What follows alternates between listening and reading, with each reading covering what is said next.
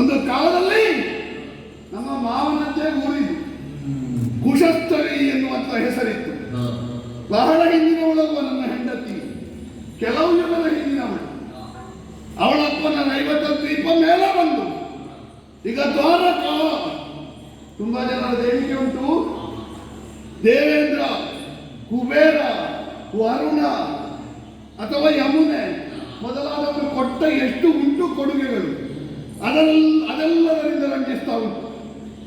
ಎಷ್ಟು ಉಂಟು ಅಂತ ಮುಖ್ಯ ಅಲ್ಲ, ಇದ್ದದನ್ನು ಉಪಯೋಗಿಸುವವರು ಎಷ್ಟು ಸತ್ವವಂತರು ಅಂತ ಮುಖ್ಯ. ನೋಡಿ, ಇಷ್ಟು ಜನ ಇರುವುದು ಯಾಕೆ? ನಮ್ಮ ನಿಯಂತ್ರಣ ಶಕ್ತಿ. ನಾಯಕ ಹೇಗಿದ್ದಾನೆ ಅಂತ ಮುಖ್ಯ, ಹಿಂದೆ ಯಾರಿದ್ದಾರೆ ಅಂತ ಮುಖ್ಯ ಅಲ್ಲ. ನಿಜವಾಗಿ ಒಬ್ಬರೊಬ್ಬರಿಗೆ ಸರಿ ಇಲ್ಲ. ಒಬ್ಬರನ್ನು ನೋಡಿದ್ರೆ ಮತ್ತೊಬ್ಬರಿಗೆ ಆಗುದಿಲ್ಲ. ಯಾದವ ಪಂಗಡದಲ್ಲಿ ಹಾಗೆ ಅದನ್ನು ತೋರಿಸುವುದಿಲ್ಲ. ಯಾಕೆ? ತೋರಿಸಿದ್ರೆ ಬೀಳ್ತದೆ ನಾಳೆ ಅಧಿಕಾರ. ಅದಕ್ಕೆ ಒಳಗಿಂದೊಳಗೆ ಅವರಿಗೆ ಸರಿ ಇಲ್ಲ. ನಾನು ಅಧಿಕಾರದಲ್ಲಿ ನಾವು ಇರಬೇಕಲ್ಲ, ಅದಕ್ಕೆ ಒಳಗಿಂದೊಳಗೆ ಸರಿ ಇಲ್ಲ ಅಂತ ಹೊರಗೆ ತೋರಿಸಲಿಕ್ಕಿಲ್ಲ. ನಮ್ಮ ನಿಯಂತ್ರಣ ಶಕ್ತಿ. ಹಿಂದೆ 150 ಸಿಂಹವೇ ಇರಲಿ, ಮುಂದೆ ಒಂದು ಕತ್ತೆ ಇದ್ರೆ ಸಿಂಹಗಳ ಸಂಘಟನೆಗೆ ಬಲ ಉಂಟ. 150 ಕತ್ತೆ ಇರಲಿ, ಎದುರೊಂದು ಸಿಂಹ ಇದ್ರೆ ಆ ಸಂಘಟನೆಗೆ ಎಷ್ಟು ಬಲ ಇರ್ತದೆ. ಕೆಲವು ಕಡೆಯಲ್ಲಿ ಆಗಿರುವುದು, ಕೆಳಗಿನವಕ್ಕೆಲ್ಲ ಗಟ್ಟಿ ಇರ್ತದೆ, ಮುಂದಿನದ್ದೊಂದು ಸರಿ ಇರ್ತದೆ. ಏನು ಮಾಡಿದ್ರು ಪ್ರಯೋಜನ ಇಲ್ಲ.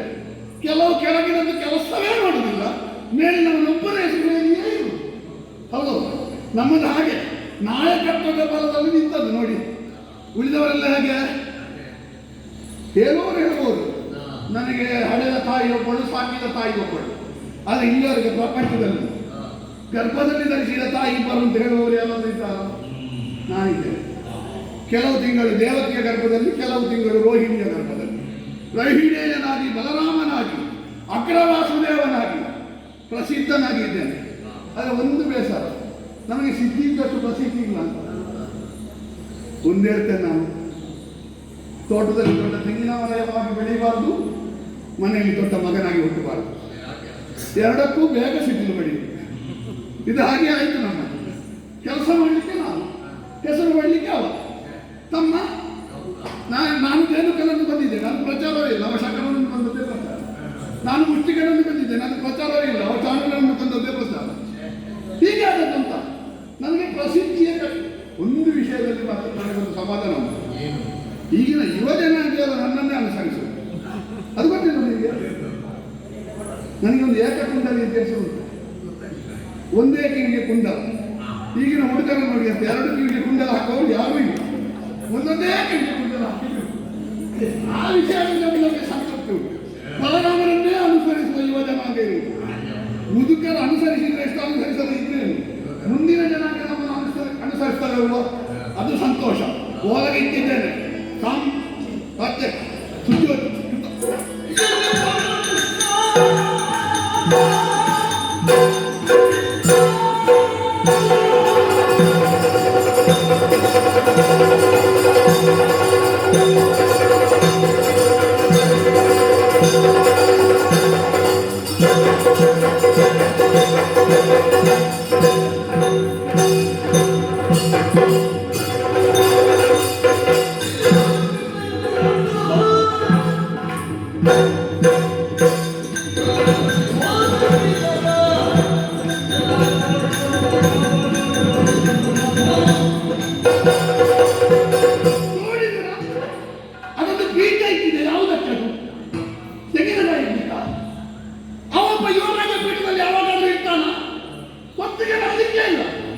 ನಾನು ನಿದ್ದೆ ಬಿಟ್ಟು ಹೊರಚಾಡುವುದು ಇವ ಸಮಯಕ್ಕೆ ಬರಲಿಕ್ಕಿಲ್ಲ. ಬರುವುದರಿಂದ ಆಲದ ಮರಕ್ಕೆ ಅರಸಿನ ದಾರ ಕಟ್ಟಿದ ಹಾಗೆ ಕಟ್ಟಿಕೊಂಡಿದ್ದಾನೆ ಸಾವಿರ. ಅವರ ಮನೆಯೆಲ್ಲ ಬೀಳ್ಲಿಕ್ಕಾಯ್ತು.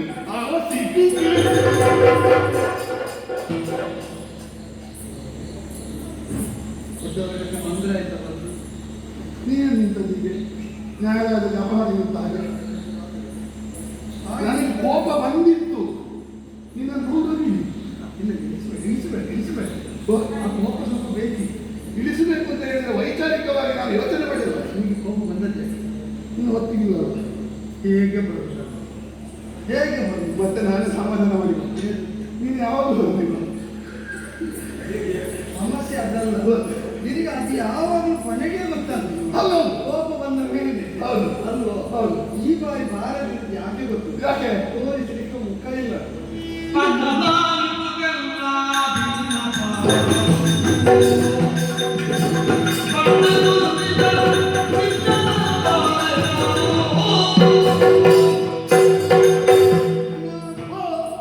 ಹೋಗುವುದು ಸಮಸ್ಥಿತಿಯಲ್ಲಿ ಇರಿಸಿ, ಬೇಕಾದರೆ ವಿಯೇಶ್ವರ ಕೃಪದವರಿ ನಾನು ಆಡಿದ ಮಾತನ್ನು ಕೇಳ್ತಾರೆ. ಎತ್ತಬೋದ ಕೃಷ್ಣ ಅಂತ ಹೇಳೋರು ಇದು ಈಗ ಎಲ್ಲೆಲ್ಲ ಹೋಗಿದ್ದೇನೆ ಅಂತ ಹೇಳಲಿಕ್ಕೆ ನೀನು ಬಂದ ಕೂಡ ಬೆನ್ನುನೇ ವಹಿಸು. ಅದು ನನಗೊಂದು ದೌರ್ಬಲ್ಯ ಅಂತ. ಇಂದು ಸೇರಿ ಹೇಳುದಿಲ್ಲ, ಇಂದಲ್ಲದೆ 6 ದಿವಸದ ಮೊದಲು ಸೂರ್ಯೋದಯಕ್ಕೆ ಅರ್ಘ್ಯ ಪ್ರದಾನಕ್ಕೆ ಹೊರಟಾಗ ಬೆವರ ಬಿಂದು ಬಿದ್ದದ್ದು ನನಗೆ.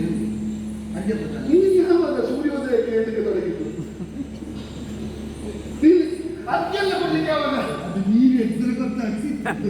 ನೀನು ಆ ಕಾಲದಲ್ಲಿ ಏನು ಅಭ್ಯಾಸ ಇಟ್ಟುಕೊಳ್ಳದಿದ್ದರಿಂದ ನಾನು ಎದ್ದು ಅಷ್ಟು ಬೇಗ ಹೇಳ್ತೀಯಾ? ನಾನು ಅಷ್ಟು ಬೇಗವೇ ಹೇಳುವುದು. ಕೆಲವೊಮ್ಮೆ ಹಗಲು ಮಲಗುವ ಅಭ್ಯಾಸ ಉಂಟು. ಎದ್ದ ಮೇಲೆ ಅಲ್ಲ ಅಜ್ಜಿಯನ್ನು ಕೊಡ್ತೇನೆ ಏನು ನಾನು ಕೊಟ್ಟ ಸೂರ್ಯನಿಗೆ ಆಗುದಿಲ್ಲ ಅಂತ ನೀನು ಯಾವಾಗ ಪ್ರಾರಂಭಿಸಿದ್ದದು ಅಂತ. ಅನುಚಾನವಾದಂತಹ ಪರಂಪರೆಯಲ್ಲಿ ಸಾಧ್ಯವಾದಷ್ಟು ಶ್ರಮದಿಂದ ನಾನು ಆಚರಿಸ್ತಾ ಬರುವುದು. ಲೋಕಕ್ಕೆ ಆದರ್ಶ ಯಾವುದು ಅಂತ ಬೋಧಿಸುವವರು ನಾವು ಆಚರಣೆ ಮಾಡದಿದ್ದರೆ ಹೇಳುವುದಕ್ಕೆ ಮೌಲ್ಯ ಬರುವುದಿಲ್ಲ.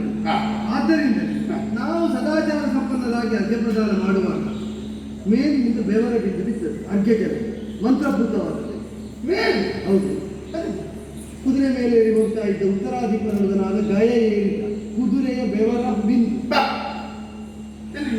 ನನ್ನ ಅರ್ಘ್ಯ ಜಲ ಹಾಕಿದವರಿಗೆ ಅಂತ ಗೊತ್ತಿಲ್ಲ.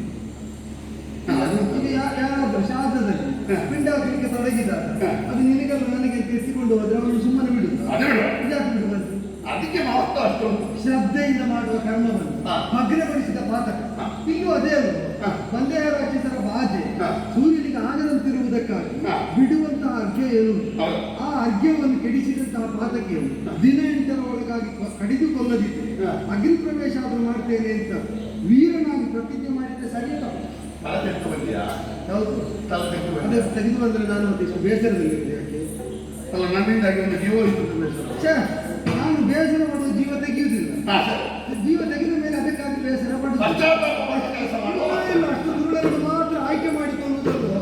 ಆದರೆ ನನ್ನ ಪ್ರತಿಜ್ಞೆಯಿಂದ ರಕ್ಷಿತನಾಗುವುದಕ್ಕೆ ಎತ್ತೆತ್ತ ಸಂಚರಿಸಿದ್ರು ರಕ್ಷಣೆ ಸಿಗದ ವೇಳೆಯಲ್ಲಿ ಕಾಮ್ಯ ಕವನದಲ್ಲಿ ಎಲ್ಲ ಅಂತಹ ದುರ್ಮಾನಸರೆಲ್ಲ ಒಟ್ಟಾಗಿ ಸಿಗಲಿಕ್ಕಾಗ ಈಗ ಅವರ ಕೃತ್ಯಕ್ಕೆ ಬೆಂಬಲಿಸುವವರು ಅವನದ್ದೇ ಮನಸ್ಥಿತಿಯವರಲ್ಲ. ಎಲ್ಲ ಒಟ್ಟಾಗಿ ಬಂದು ಎಲ್ಲರೂ ಒಮ್ಮೆಗೆ ತೆಗಿಲಿಕ್ಕಾಗುವುದಿಲ್ಲ. ಈ ಅವಕಾಶ ಕೊಟ್ಟರೆ ಕಾಮ್ಯ ಕವನದಲ್ಲಿ ಮಧ್ಯಮ ಪಾಂಡವನಾದ ಪಾರ್ಥ ರಕ್ಷಣೆ ಕೊಡ್ತಾರೆ ಅಂತ ನನಗೆ ಅವ್ರು ಹೇಳ್ಕೊಂಡು ಬರಲಿಲ್ಲ. ಇಲ್ಲ ಎಳೆದಿಟ್ಟುಕೊಂಡಿದ್ದಾರೆ. ನೀನು ಎಲ್ಲಿಗೆ ಹೋಗಬೇಡ, ಎಲ್ಲಿಗೆ ಹೋಗಬೇಡ, ಕೃಷ್ಣ ಅವನಿಗೆ ಬರ್ತೇನೆ, ಅವರಿಗೂ ಕೊಡುವುದಿಲ್ಲ ಅಂತ ಹಾಗೆ ಹೇಳಿದ್ದು ನನ್ನಲ್ಲಿ ಅಲ್ಲ. ನಮ್ಮ ತಂಗಿಯಾದ ಅವನ ಹೆಂಡತಿ ಸುಭದ್ರೆ ಅವಳೇನು ನನ್ನಲ್ಲಿ ಹೇಳಲಿಲ್ಲ ಮನೆ ಬಿಟ್ಟು ಹೋಗೋದು. ಇಲ್ಲಿ ಉಳಿಸಿಕೊಂಡದಲ್ಲ ಅವಳ ಕೆಲಸ ಆದ ಮೇಲೆ ಹೇಳುವಂತ ನಾನೇ ಕಳಿಸಿದ್ದು. ಆ ಪಾತಕ್ಕೂ ನನಗೆ ಹೇಳಿ ಅಲ್ಲ, ಕೆಲಸ ಆದಿತ್ತು ವಿಶ್ವಾಸದಲ್ಲಿ ಕಳಿಸಿದ್ದು ಸುಭದ್ರೆಯನ್ನು ನಾನೇ ಅಲ್ಲಿಗೆ ಸಂತಾನಕ್ಕೆ. ಈಗ ಹೆಂಡತಿ ಹೇಳಿದ್ರೆ ಗಂಡ ಕೇಳಿದ್ರೆ ತೊಂದರೆ ಇಲ್ಲ, ತೊಂದರೆ ಇಲ್ಲ. ಆದರೆ ಒಂದುಂಟು ಪ್ರಪಂಚದ ಒಂದು ನ್ಯಾಯ ಉಂಟು. ಯಾವ ನ್ಯಾಯ? ಅಣ್ಣನಿಗೆ ಮತ್ತು ಗಂಡನಿಗೆ ಎಲ್ಲಿಯಾದರೂ ವ್ಯಾಜ ಬಂದರೆ 100ರಲ್ಲಿ 95 ಹೆಣ್ಣು ಮಕ್ಕಳು ಗಂಡನ ಪಕ್ಷದಲ್ಲಿ ನಿಲ್ಲುವುದಲ್ಲದೆ ಅಣ್ಣನ ಪಕ್ಷದಲ್ಲಿ ನಿಲ್ಲುವುದಿಲ್ಲ. ಆದ್ರೆ 95ರ ಲೆಕ್ಕದಲ್ಲಿ ಇವಳನ್ನು ಸೇರಿಸುವುದು ಬೇಡ ಅಂತ ನಾನು ಯಾಕೆ ಹೇಳಿದ್ದೆ? ಯಾಕೆ ಆ 5 ಮಾತ್ರ ಅಲ್ವೋ ವನವಾಸಕ್ಕೆ ಜೀವನದಲ್ಲಿ ಸೋತು ಕಾಡಿಗೆ ಹೋಗುವಾಗ ಹೆಂಡತಿಯನ್ನು ತವರಿಗೆ ಕಳಿಸಿದ್ದು ಅಲ್ವೋ? ಆ ನೆಲೆ ಇದ್ದದ್ರಿಂದ ನಮ್ಮ ಮನೋಭಾವ ಅರಿತಂತಹ ಅವಳು ನಮಗಾಗಿ ಶ್ರಮಿಸ್ತಾಳೆ ಎಂದು ವಿಶ್ವಾಸದಲ್ಲಿ ಕಳಿಸಿದ್ದ. ಧಿಕ್ಕರಿಸಿ ಪ್ರಾಣವಿದ್ದ ಅಚ್ಚುತಂಗಲು ಜಯನನ್ನು ಬಿಡುವವನಲ್ಲ ಹೋಗು ಅಂತ ಕಳಿಸಿದ. ದಾರುಕನನ್ನು ಕಳಿಸಿದ ಓಲೆ ಸನ್ಮಾನ ಮಾಡಿ ಕಳಿಸಿದ್ರು. ಸುಣ್ಣದ ನಾವು ಅದಕ್ಕೆ ಸನ್ಮಾನ ಅಂತ ಹೇಳ್ತಾರೆ, ಅವ್ರಿಗೆ ಅವಮಾನ ಅರ್ಥ ಆಗ್ತದೆ ಅದರ idea ಇರುವಾಗ. ಅಂದ್ರೆ ಮಾನಿಸಬೇಕಾದವರನ್ನು ಅವಮಾನ ಮಾಡಿ ಕಳಿಸಿದ್ರು. ನನ್ನ ಹೆಸರು ಹೇಳಬೇಕಿತ್ತು, ಅವರ ಬೆಂದಿಗೆ ಈಗ ನಿನ್ನ ಸಲಹೆ ಹೆಚ್ಚಾಗಿದೆ ಅವರಿಗೆ, ನನ್ನ ಹೆಸರು ಹೇಳಬೇಕಿತ್ತು, ಆಗಲೇ ಬರ್ತಾರೆ ಅವರು. ನಾನೀಗ ಅವರನ್ನು ಎಲ್ಲಿಗೆ ಕಳಿಸಿದ್ದು ಗೊತ್ತುಂಟು? ತೈಲ ಚಿಕಿತ್ಸಾ ನಿಪುಣರಾದ ವೈದ್ಯರ ಬಳಿ. ನಿಮ್ಮ ಹೆಸರು ಹೇಳಿದಾಗ ಭೀಮ ಎದೆಗೆ ಒದ್ದದ್ದು. ನೀವು ಬಲರಾಮ ಇದ್ದಾನಕ್ಕೆ ಹೇಳಿದ ಒಂದು ಕೊನೆಯಲ್ಲಿ ಹೆಚ್ಚಿಗೆ ಇದ್ದದ್ದು. ಹಾಗೆ ಅವನು ಯಾವ ಚಿಕಿತ್ಸಾ ಮಂದಿರಕ್ಕೆ ಕಳಿಸಿದ್ರು? ತೈಲ ಚಿಕಿತ್ಸೆ. ಅವನಿಗೆ ಅದೆಲ್ಲ ಹೋಗಿ ಹೋಗಿ ಅಭ್ಯಾಸ ಉಂಟು ಚಿಕಿತ್ಸೆ. ಆದ್ರೆ ಈ ಬಾರಿ ನಾವು ಕಳಿಸಿದ್ರಿಂದ ಹೊಗೆ ನಾವು ಹೊರಬೇಕಲ್ಲ, ಹೌದು. ನಮಗಾಗಿ ಕಟ್ಟಿದ್ದಲ್ಲ. ಈಗ ಹೇಳುದು ಬಣ್ಣ ಕುಂದಿದ ಚಿನ್ನದಂತಾದವ ಆಭರಣದಂತೆ ಸಭೆಯಲ್ಲಿ ಅಲಂಕಾರ ಮಾಡುವುದಕ್ಕೆ ಯೋಗ್ಯನಾಗುತ್ತಾರ. ನಾನು ತೋರಿಸಬೇಕು ಮುಖ ಇಲ್ಲ, ನನ್ನನ್ನು ಆಧರಿಸಬೇಕು ತಲೆ ಇಲ್ಲ.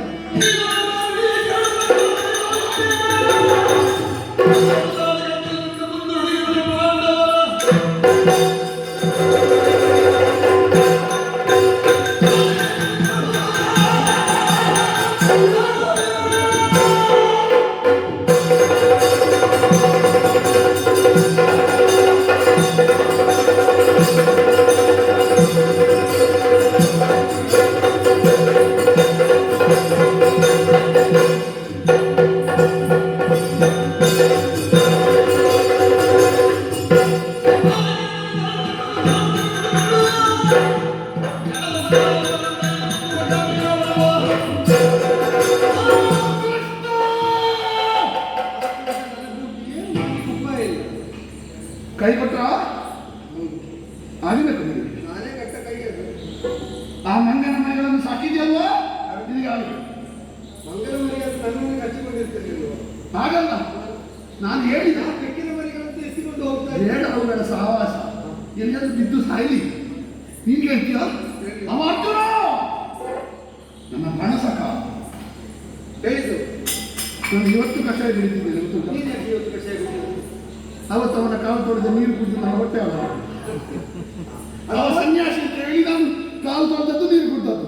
ಆ ಕೊಳೆ ನನ್ನ ಹೊಟ್ಟೆಯೊಳಗೆ ಹೋಗಿ ನಾನು ಇನ್ನು 8 ವರ್ಷ ಕಷಾಯ ಕುಡಿಬೇಕು. ಆಗ ಮಧ್ಯಾಹ್ನ ಮೇಲೆ ಕಷಾಯ ಕುಡಿಬೇಕು ನಾನು. ಎಂಥದ್ದು? ಈಗ ನೀನು ಅದಕ್ಕೆ ಕಷಾಯ ಕುಡಿದೆ. ಹೌದು. ಆ ಸಮಯದಲ್ಲಿ ಬಾಸಿಗೆ ಕಟ್ಟುವುದಕ್ಕೆ ಅಂತ ನೀನು ಆಯ್ಕೆ ಮಾಡಿದ್ಯಾ? ಹುಟ್ಟು ಸೌಭಾಗ್ಯ. ಯಾರು? ನಮ್ಮ ಗೌರವ. ಈಗ ಎಲ್ಲಿದ್ದಾರೆ ಗೊತ್ತುಂಟ?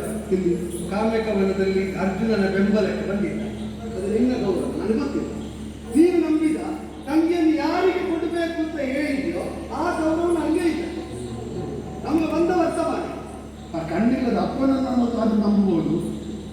ಈಗ ಅವನ ಮಗ ಇದ್ದಾನೆ, ನಾನು ನಂಬಿಸುವಂಥದ್ದು. ಈಗ ನೀನು ನಂಬಿಸುವಂತೀಯ? ಅವ ಅವ ಅವ ಯಾರು? ಧೃತರಾಷ್ಟ್ರ. ಹೌದು, ಗೊತ್ತೇ, ಕಣ್ಣಿಲ್ಲದ ಅಪ್ಪ ಅಂತ ಅವನೇ. ಅವನ ಈ ಕುಮಾರ ಯಾರಿಗೆ ಯಾವಾಗ ಬೆಂಬಲ ಕೊಡ್ತಾನೆ ಅಂತ ಹೇಳಲಿಕ್ಕೆ ಸಾಧ್ಯ ಇಲ್ಲ. ನಾವೀಗ ಇದರದ್ದು ಮಾತಾಡೋದು ಕುಮಾರ ಅವನೇ, ಅತ್ಯಾವ ಕುಮಾರ. ಅದೇ ಇದು ಧೃತರಾಷ್ಟ್ರ ಕುಮಾರ. ಹೌದು. ಯಾವಾಗ ಹೇಗೆ ಅಂತ ಗೊತ್ತಿಲ್ಲ. ಗೊತ್ತಿಲ್ಲ. ಅಂಥವರನ್ನು ನಂಬಿ ನೀನು ಬೆಂಬಲ ಕೊಟ್ಟು ತಂಗಿಯನ್ನು ಕೊಡುವುದಕ್ಕೆ ಹೊರಟಿಯಲ್ಲ. ಯಾವಾಗ ನೀನು ಯಾವಾಗ ಹೇಳಿದ್ದು? ನಾಳೆ ಸಂಜೆಯ ಒಳಗ ಆದಷ್ಟು ನಾನು ನಾನು 7 ದಿವಸ ಕಳೆದ ಮೇಲೆ ನನ್ನ ನೆನಪಾಗಲ್ಲ. ಯಾರು ಇಲ್ಲ, ಪ್ರಯತ್ನ ಮಾಡ್ತಾ ಇದ್ದದ್ದು. ಮತ್ತೆ ನಾನು ಇದಕ್ಕೆ ನನ್ನಲ್ಲಿ ಮೊದಲನೇ ದಿವಸ ಹೇಳಿದಲ್ಲ ನೀನು. ಈಗ ನೀನು ಮನಸ್ಸು ಮಾಡಿದ್ರೆ ಇವತ್ತಾದ್ರೂ ಸಾಕು ಅದು ಸಾಕು ಅಲ್ವಾ? ಆದ್ರೆ ಹತ್ತಿ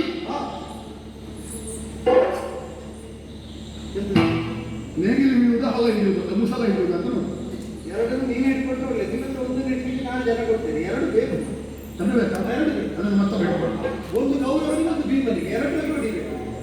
ನಾನು ಬಂದರೆ ಗೌರವ ಕಾಲಿ ಬಿಡ್ತೇನೆ. ಮತ್ತೆ ಆದಿತ್ತು ಆದಿತ್ತು ಅದು ಹಂಗೆ ಒಳ್ಳೆಯ ಇದು ನೋಡ, ಅದೇ ನನಗೆ ತೋರಿಸಿ ಅದು ಬಿಡುವುದಿಲ್ಲ. ನಮ್ಮವರ ಹುಡುಗರೆಲ್ಲ ಸೇರಿ ಬಿಡಿ. ಎಲ್ಲ ಎಲ್ಲ ಹೊರಡುದ ಇಲ್ಲೇ ಇದ್ದ. ನಾವು ಹೊರಡುವಾಗ ಎಲ್ಲಿಗೆ ದಾರಿ ಕಟ್ಟ ಬಂದು ಏನು ಕೇಳಿ ಅರ್ಜುನನಿಗೆ ಹೊಡಿಲಿಕ್ಕೆ ಅಂತ ಹೇಳಿಲ್ಲ. ಆಗ್ತದ ಹೊಡೆಯುವುದಿಲ್ಲ ಹೊಡೆಯುವುದಿಲ್ಲ ಅಂತ ಹೇಳಿ ಸಮಾಧಾನ ಮಾಡಿದ್ದು ನಾನು. ಅವಳಿಗಾಗಿ ಎಲ್ಲ ಇಷ್ಟೆಲ್ಲ ಸಂಧಾನ ಮಾಡಿದ್ದು. ಈ ರೀತಿ ಯಾವತ್ತೂ ಮುಗಿಸೋದಿಲ್ಲ. ಈಗ ಮತ್ತೆ ಎಂತ ನೋಡಿ, ಈಗ ಏನು ಮಾಡುವ ಅಂತ. ಈಗ ಅವಳಿಗೆ ಗೊತ್ತಿಲ್ಲದ ದಂಡಿನಿಂದ ಹರಡಬೇಕು, ಕಾಮ್ಯಕವನ್ನು ಮುಚ್ಚಬೇಕು.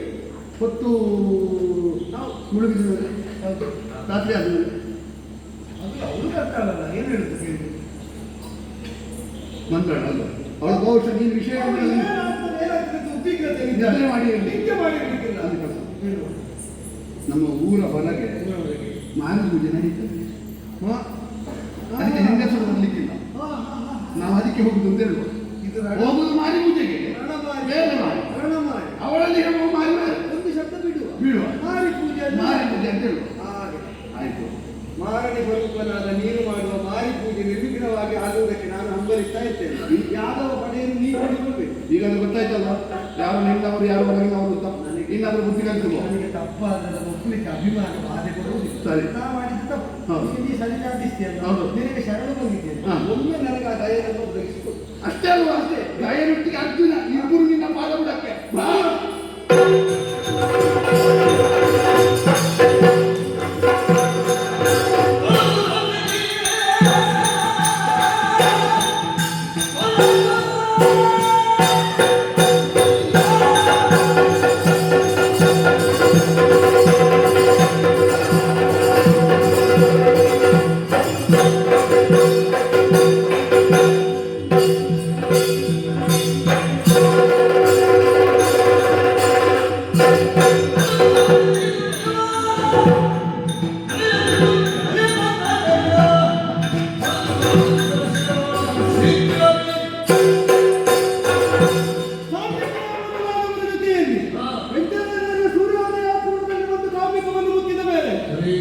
ನಾನು ಮೆಚ್ಚಿದ ನಾಯಕನಿಗೆ ಪಾರ್ಥ ನನಗೆ ವಿದ್ವೇಷಿಯಾದರೆ ಪಾರ್ಥನಿಗೆ ಶಿಷ್ಯಭಾವದಿಂದ ಸೇವೆಯನ್ನು ಮಾಡ್ತಾ ಇರುವ ಸಾಧ್ಯತೆ ನೇತೃತ್ವದಲ್ಲಿ ಪಾಂಡವಾಕ್ರಮಣಾಗಬೇಕು.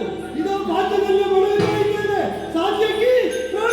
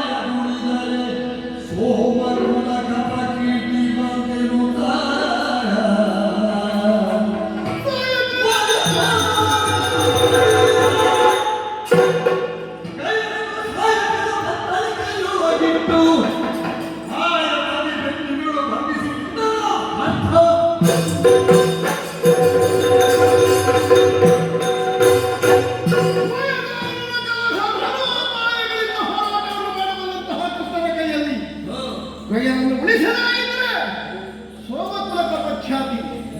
ಆದ್ದರಿಂದ ವಾಯುವಾಗಲೂ ಸಾಕುವುದಕ್ಕೆ ಹಿಂದೆ ಮುಂದೆ ನೋಡಬಹುದಾದಂತಹ ಬಾಣದ ಬತ್ತಳಿಕೆಯಲ್ಲಿ ಅರ್ಥಾತ್ ತೂಣಿಯರದಲ್ಲಿ ಗಯನನ್ನು ಇರಿಸಿ ಅವರಿಗೆ ರಕ್ಷಣೆ ಕೊಡಬೇಕು ಅಂತ ಇದ್ದೇನೆ. ಗಯನ ತಲೆ ಹಿಂದೆ, ನನ್ನ ತಲೆ ಮುಂದೆ. ನನ್ನ ಕೊಳ್ಳು ಕಡಿಯುವುದೇ ವಿನಃ ಗಯನ ಕೊಳ್ಳಿಗೆ ಯಾರು ಮುಟ್ಟುವ ಹಾಗಿಲ್ಲ. ನೋಡೋಣ.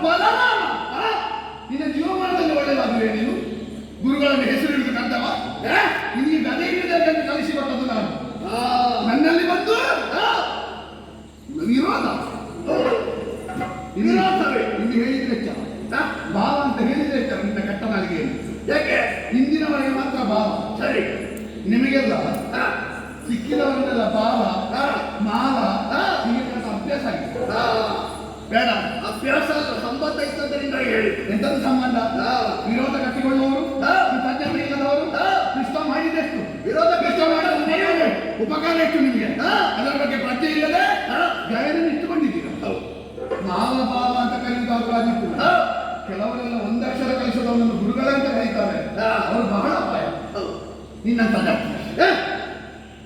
ನನಗೆ ನೀವು ಕಲಿಸಿದವರಾದ ಕಾರಣ ನಾನು ಗುರುಗಳೇ ಎಂಬಾಗಿ ಗುರುಗಳೇ ಅಂತ ಕಲಿಸಿ ಫಲಕ ಇರುವುದಲ್ಲ ಅದು ಭಾವದಲ್ಲಿ ಬೇಕು ಕೊಡುವಂತ ಗದೆ ಹಿಡಿದು ತಿರುಗಿಸಿಕೊಂಡು ಬಂದು ಗುರುಗಳೇ ಕೊಡುವಂತಹವನ್ನು ಕೂಡ ಕೊಟ್ಟಿದ್ದೇನೆ ನೀವೇ ಅಂತ ಹೇಳಿದ್ದೀರಿ ಶಿಷ್ಯ ಅಥವಾ ಗುರು ರಣಮುಖದಲ್ಲಿ ಯಾವುದು ಕೂಡ ಲೆಕ್ಕಕ್ಕೆ ಬರುವುದಿಲ್ಲ ಎಂಬ ಹಾಗೆ ಅದು ಸರಿಯೋ ಇದು ಕೇವಲ ಒಂದು ಯಾವುದೋ ಒಂದು ಸಮಸ್ಯೆ ಯಾವನೋ ಹೊರಗಿನವನ ಸಮಸ್ಯೆ ಕೃತಜ್ಞತೆಯ ಬಗ್ಗೆ ಯಾರು ಯೋಚಿಸದೆ ಕೃತಜ್ಞನಾಗಿ ವ್ಯವಹರಿಸಿದ ನೀವು ಯಾರು ಮುಂದೆ ಮಾವ ಅಂತ ಕರೆದು ನನ್ನ ಮರ್ಯಾದೆ ತೆಗಿಬೇಡ ನನಗೆ ನನಗೆ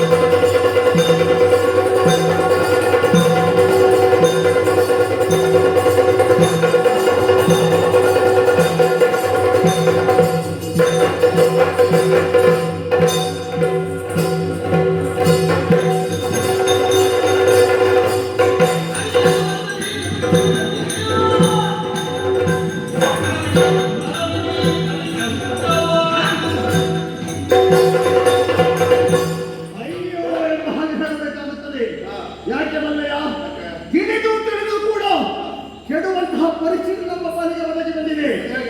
ಕಾರಣ ಉಂಟು. ನೀಚ ಕುಲದವರು ನೀವು. ನೀಚ ಕುಲದ ಕನ್ನಿಕೆಯನ್ನು ನನ್ನ ತಮ್ಮನಿಗೆ ತಂದುಕೊಂಡದ್ದೇ ನನ್ನ ತಪ್ಪಾಗಿ ಹೋಯಿತು. ತಂದುಕೊಂಡ ಕಾರಣದಿಂದಾಗಿ ಈಗ ಅವ ತಲೆ ತಗ್ಗಿಸುವಂತಹ ಪರಿಸ್ಥಿತಿ ಬಂದು ಆತನಿಗೆ ಒದಗಿದೆ. ನಿಮ್ಮ ಮನೆಗೆ ಬಂದು ಕರ್ಕೊಂಡು ಹೋಗಿ ಅಂತ ನಾವು ಹೇಳಿದ್ರೆ ನೀವು ಕೊಂಡು ಹೋದ. ಆದರೂ ಕೊಟ್ಟಿದ್ದೀರಲ್ವ? ಕೊಟ್ಟದ್ದು ಯಾಕೆ? ಬಂದು ಆರಿಸಿಕೊಂಡು ಹೋದ ಮೇಲೆ ಕೊಟ್ಟದ್ದು. ಆಗ ಚಂದ ಕಂಡಿತ್ತು. ಕಂಡಲ್ಲ, ಬೇರೆ ಕಾಣಿಸಿಲ್ಲ ಅಂತ ಕೊಟ್ಟದ್ದು. ಹೌದಲ್ಲ, ಹೆತ್ತವರಿಗೆ ಹೆಗ್ಗಲ ಬಂತು. ಎಲ್ಲ ಯುದ್ಧಕ್ಕಾಗಿ ಬಂದಿದ್ದಿ. ನಿನಗಿಂತ ದೊಡ್ಡ ಹೆಗ್ಗಣ ಬೇರೆ ಎತ್ತದ್ದು ಮತ್ತೆ ಎತ್ತದ್ದು. ನನ್ನನ್ನು ಹೆಗ್ಗಣ ಎಂಬ ಹಾಗೆ ಹೇಳಬೇಡ. ಹೊಟ್ಟೆ ಮಾತ್ರ ಹೌದು ನಾನು. ಆದರೆ ನೀನು ಕೂಡ ಮಣ್ಣು ತಿನ್ನುವುದಲ್ಲ, ನೀನು ಕೂಡ ಅನ್ನವೇ ಉಣ್ಣುವುದು. ಆದರೆ ನಾನು ನನ್ನನ್ನು ಮಾತ್ರ ನಿನ್ನದು. ನೀನು ಐದು ಅಂತ ಒಬ್ಬನಿದೆ. ಅದು ನನ್ನ ಸಾಮರ್ಥ್ಯ. ಪ್ರಶ್ನೆ ಮಾಡುವುದಿಲ್ಲ. ಮತ್ತೆ ನಿನ್ನ ತೀರ್ಥ ಅದರಲ್ಲಿ ಪ್ರಶ್ನೆ ಮಾಡುವುದಿಲ್ಲ. ನಿನಗೆ ಮಧ್ಯಾಹ್ನ ಪ್ರಶ್ನೆ ಮಾಡುವುದಿಲ್ಲ. ಯಾಕೆ? ಯಾಕೆ ಪ್ರಶ್ನೆ ಮಾಡಿದ್ರೆ ನೀನು ಅವರನ್ನು ತಿಂತಿ. ಅವರನ್ನು ತಿನ್ನುವಷ್ಟೇ ನಾನು ಕ್ರೂರ ಮೃಗ ಅಲ್ಲ. ಒಂದು ಹೇಳುತ್ತೇನೆ ಕೇಳು. ಮಧ್ಯಾಹ್ನ ಕಳೆದ್ರೆ ನಿನಗೆ ಕಣ್ಣು ಕಾಣುವುದಿಲ್ಲ ಅಂತ ತಿಳಿದವರು ಹೇಳ್ತಾರೆ. ಮಧ್ಯಾಹ್ನ ತಿಳಿದವರು ಮಾತ್ರ ನನಗೂ ಗೊತ್ತಿದೆ. ಮಧ್ಯಾಹ್ನ ಕಳೆದ ಕಣ್ಣು ಕಾಣುವುದಿಲ್ಲ ಅಂತ ಹೇಳಿದ್ರು. ಕಣ್ಣು ಕಾಣುವುದಕ್ಕೆ ವಾರು ನೀನು ಕೇಸು. ಇನ್ನ ಹಾಗೆ ಎಲ್ಲೆಲ್ಲೋ ದಾರಿಯಲ್ಲಿ ಸಿಕ್ಕಿದ್ದು ಕುಡಿಯುವುದಲ್ಲ. ಒಳ್ಳೆ ಲಿಕ್ಕ ಎಂದು ಕುಡಿಯುವುದೇನು? ಹೌದಾ?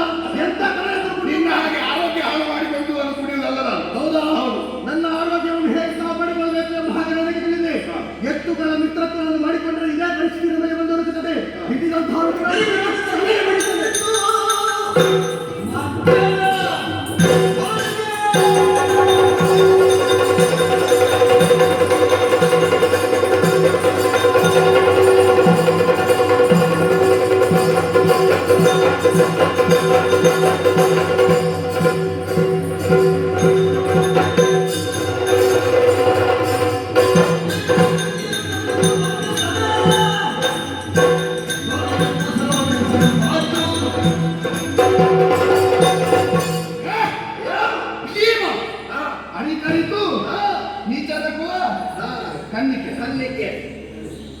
ನಿನಗೆ ತಲೆ ಕಂಪುಳಡಿಯಲ್ಲಿ ಇರುತ್ತ ಕೊರಳ ಮೇಲೆ ನಿನಗೆ ಕಣ್ಣು ಕಾಣುವುದಿಲ್ಲ. ಕಣ್ಣು ಕಣ್ಣು ಕಾಣುವುದಿಲ್ಲ ಅದು ಅದರ ಅರ್ಥ ಎಂತದ್ದು? ನಿನಗೆ ಬುದ್ಧಿ ಸರಿ ಇಲ್ಲ ಅಂತ ನೀನು ಸತ್ತಿದ್ಯಲ್ಲ ಅಕ್ಕಸೇನು ಮದುವೆ ಆಗುವಾಗ. ನಮ್ಮದು ನೀಚನ ಕುಲ ಖಂಡಿಕೆ ಅಂತ ಹೇಳ್ತೀನಿ. ನಕ್ಕಸಿಯನ್ನು ಮದುವೆ ನಕ್ಕಸಿದ ಕುಲಕ್ಕೆ ಏನು ನಷ್ಟ ಆಗಲಿಲ್ಲ, ಇವನಿಗೂ ಆಗಲಿಲ್ಲ, ಇವನಿಗೇನು ಗೊತ್ತಾಗಿಲ್ಲ. ಈಗ ನನ್ನ ತಮ್ಮ ತಲೆದಗಿಸುವಂತ ಪರಿಸ್ಥಿತಿ. ತಮ್ಮನನ್ನು ಯಾರು ಗಾಯನ ಇಟ್ಟುಕೊಳ್ಳಿ ಕೇಳಿದ್ರು. ನನ್ನ ತಂಗಿಯಿಂದಾಗಿ ನಿನ್ನ ತಮ್ಮ ತಂಗಿಯನ್ನು ಇಟ್ಟುಕೊಂಡು ಗಾಯನ ಇಟ್ಟುಕೊಂಡದ್ದ ಅಥವಾ ಅವನ ಕಾರಣಕ್ಕೆ ಇಟ್ಟುಕೊಂಡದ್ದ? ನೀನ ಹೇಳಿದಲ್ವಾ ನೀಚರ ಕುಲ ಕನ್ನಿಕೆಯನ್ನು ಮದುವೆಯಾಗಿ ಹಾಳಾದದ್ದು ಅಂತ. ಜ್ಞಾನ ಇಟ್ಟುಕೊಳ್ಳಿಕ್ಕೆ ಸುಭದ್ರ ಹೇಳಿದ್ದೆ, ದಾಕೆ ಅವರು ಹೇಳಿಲ್ಲ. ಆದರೆ ಸುಭದ್ರ ಮತ್ತೆ ಹೇಳಿದ್ದೇನೆ ಒಪ್ಪಿಸಬೇಕು. ನಾನು ಕೇಳಿದ್ದಕ್ಕೆ ಕೊಡು. ಸುಭದ್ರ ಹೇಳಿ ನನ್ನ ಜಯನನ್ನು ಇಟ್ಟುಕೊಂಡದ್ದ? ಅಲ್ಲಲ್ಲ, ಹಾಗೆ ನಮ್ಮ ಸುಭದ್ರೆಯನ್ನು ಮದುವೆ ಆಗಿ ಹಾಳಾದದ್ದಲ್ಲ. ನಿಮಗೆ ರಾಜಸೂಯ ಅಂತ ಒಳ್ಳೆ ಕಾರ್ಯಕ್ರಮ ಸಿಕ್ಕಿತ್ತು. ಈ ನಕ್ಕಸಿಯನ್ನು ಮದುವೆ ಆದಿಯಲ್ಲ, ಅದರಿಂದ ನೀವು ಯಾಕಂದ್ರೆ ಭಿಕ್ಷೆ ಬೇಡಿ, ಗೊತ್ತಾಯ್ತಾ? ಭಿಕ್ಷೆ ಎಂತ ಸ್ವಾಮಿ ಭಿಕ್ಷೆ ಬೇಡ, ಸ್ವಾಮಿ ಮಾಡಿದ್ದು ದೇಯಂತೆಗೆ ನೋಡುವ. ನಮ್ಮನ್ನು ನೀಚರ ಕುಲ ಕಣ್ಣಿಕೆ ಅಂತ ಹೇಳಬೇಡ. ನಿಮ್ಮಂತ ಭಿಕ್ಷುಕರಿಗೆ ನನ್ನ ತಂಗಿಯನ್ನು ಕೊಟ್ಟೆ ಅಲ್ವಾ?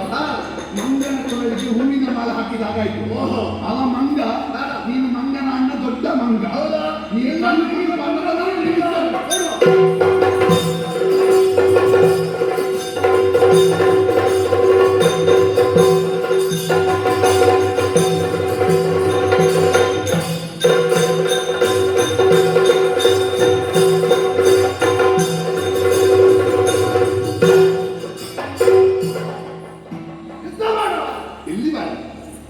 ನೀನೇನು ನನಗೆ ಮಧ್ಯಾಹ್ನ ಮೇಲೆ ಕಂಡು ಕಾಣುದಿಲ್ಲ ಅಂತ ನೀನು ಬೆಳಿಗ್ಗೆ ಹೇಳಿಕೆ ಮಾಡಿ. ಏನು ಹೆದರಿಕೆ ಅಲ್ವಾ? ಮತ್ತೆ ಎಂತದಕ್ಕೆ ಯುದ್ಧ ಮಾಡುವುದಕ್ಕೆ? ಯುದ್ಧ ಮಾಡುವುದು ಎಂತದಕ್ಕ? ನಮ್ಮ ತಮ್ಮಂದಿರಿಗಾಗಿ. ಬಹಳ ಸಂತೋಷ. ನಿನಗೆ ಕಲಿಸಿದ್ದಕ್ಕೆ ಸಾಧ್ಯ. ನಿನ್ನ ಹೊಗಳಿಕೆಯನ್ನು ಕೇಳಿಕೆ ನಾನು ಇಲ್ಲಿಗೆ ಬಂದದಲ್ಲ. ನೀನು ಹಾಗೆ ಕಾಲ್ತದ್ದು ಬರುವುದಿಲ್ಲ. ದುರ್ಗದಲ್ಲಿ ಬಹುವಚನದಲ್ಲಿ ಕಲಿಕೆ ಕಲಿ. ನಿನ್ನ ಅಂತ ಆಗಲಿಂದ ಹೇಳ್ತಾ ಇದ್ದೆ. ಮತ್ತೆ ಎಲ್ಲಿಂದ ನೀನು ಒಳ್ಳೆಯದಾಗುತ್ತ ನೋಡು. ಏನು ನನ್ನನ್ನು ಬಿಟ್ಟರೆ ಗದಾ ಯುದ್ಧದಲ್ಲಿ, ನನ್ನನ್ನು ಬಿಟ್ಟರೆ ಗದಾ ಯುದ್ಧದಲ್ಲಿ ಹೌದಾ? ನಿನ್ನನ್ನು ಬಿಟ್ಟರೆ ಮಾತ್ರ ಅಲ್ಲ, ಅಲ್ಲ ಕೈ ಮೇಲೆ ಅದಲ್ಲ. ಗುರುಗಳಾದವನಿಗೆ ಶಿಷ್ಯರಿಂದ ಸೋಲುವುದು ಬಹಳ ಒಂದು ಸಂತೋಷದಲ್ಲಿ. ನಾವು ಯುದ್ಧ ಮಾಡಿ ಪ್ರಯೋಜನ ಇಲ್ವಾ? ಯಾರಾದ್ರೂ ಭೀಮಾವರ ಮಗಳ ಅಂತ ಹೇಳ್ತಾರ? ಅದಿಲ್ಲ. ಹೇಳೋದೇನು? ಕೃಷ್ಣಾರ್ಜುನರ ಕಾಳಗ ನಮ್ಮದಲ್ಲಿ ಇರ್ತದೆ ಇಲ್ಲ, ಎಲ್ಲಿ ಇಲ್ಲ. ಶ್ರಮ ಮಾತ್ರ ವ್ಯರ್ಥ. ಕೆಲವು ಇರ್ತದೆ, ಅವ್ರದ್ದು ದಪ್ಪಾಕ್ಷರದಲ್ಲಿ ಮೇಲೆ ಇರ್ತದೆ, ನಮ್ಮ ತೆಳುವಾಗಿ ಕೆಳಗಿರ್ತದೆ. ಇಂಥವರು ಸಹಕರಿಸಿದರು. ಮತ್ತೆ ನಿಮಗೆ ಹುಚ್ಚ ಓ ಅಲ್ಲಿಂದ ಒಂದು 50 ವರ್ಷದ ಹಿಂದಿನದು ಗುರುತಿಟ್ಟಿದೆ. ಬಂದಿದ್ಯಾ? ಒಂದು ನಾವು ಹಂಚಿಕೊಂಡು ಈಗ ಹೇಳ್ತೇನೆ ಗುರುಗಳೇ, ಅದು ಮಾತ್ರ ಒಂದು 2 ತುಂಡು ಮಾಂಸ ತಿನ್ಬೇಕಾಯ್ತು. ಇಲ್ಲ ಅದು ಗುರ್ತದ್ದು ಸಂಜೆ. ಹೌದಾ?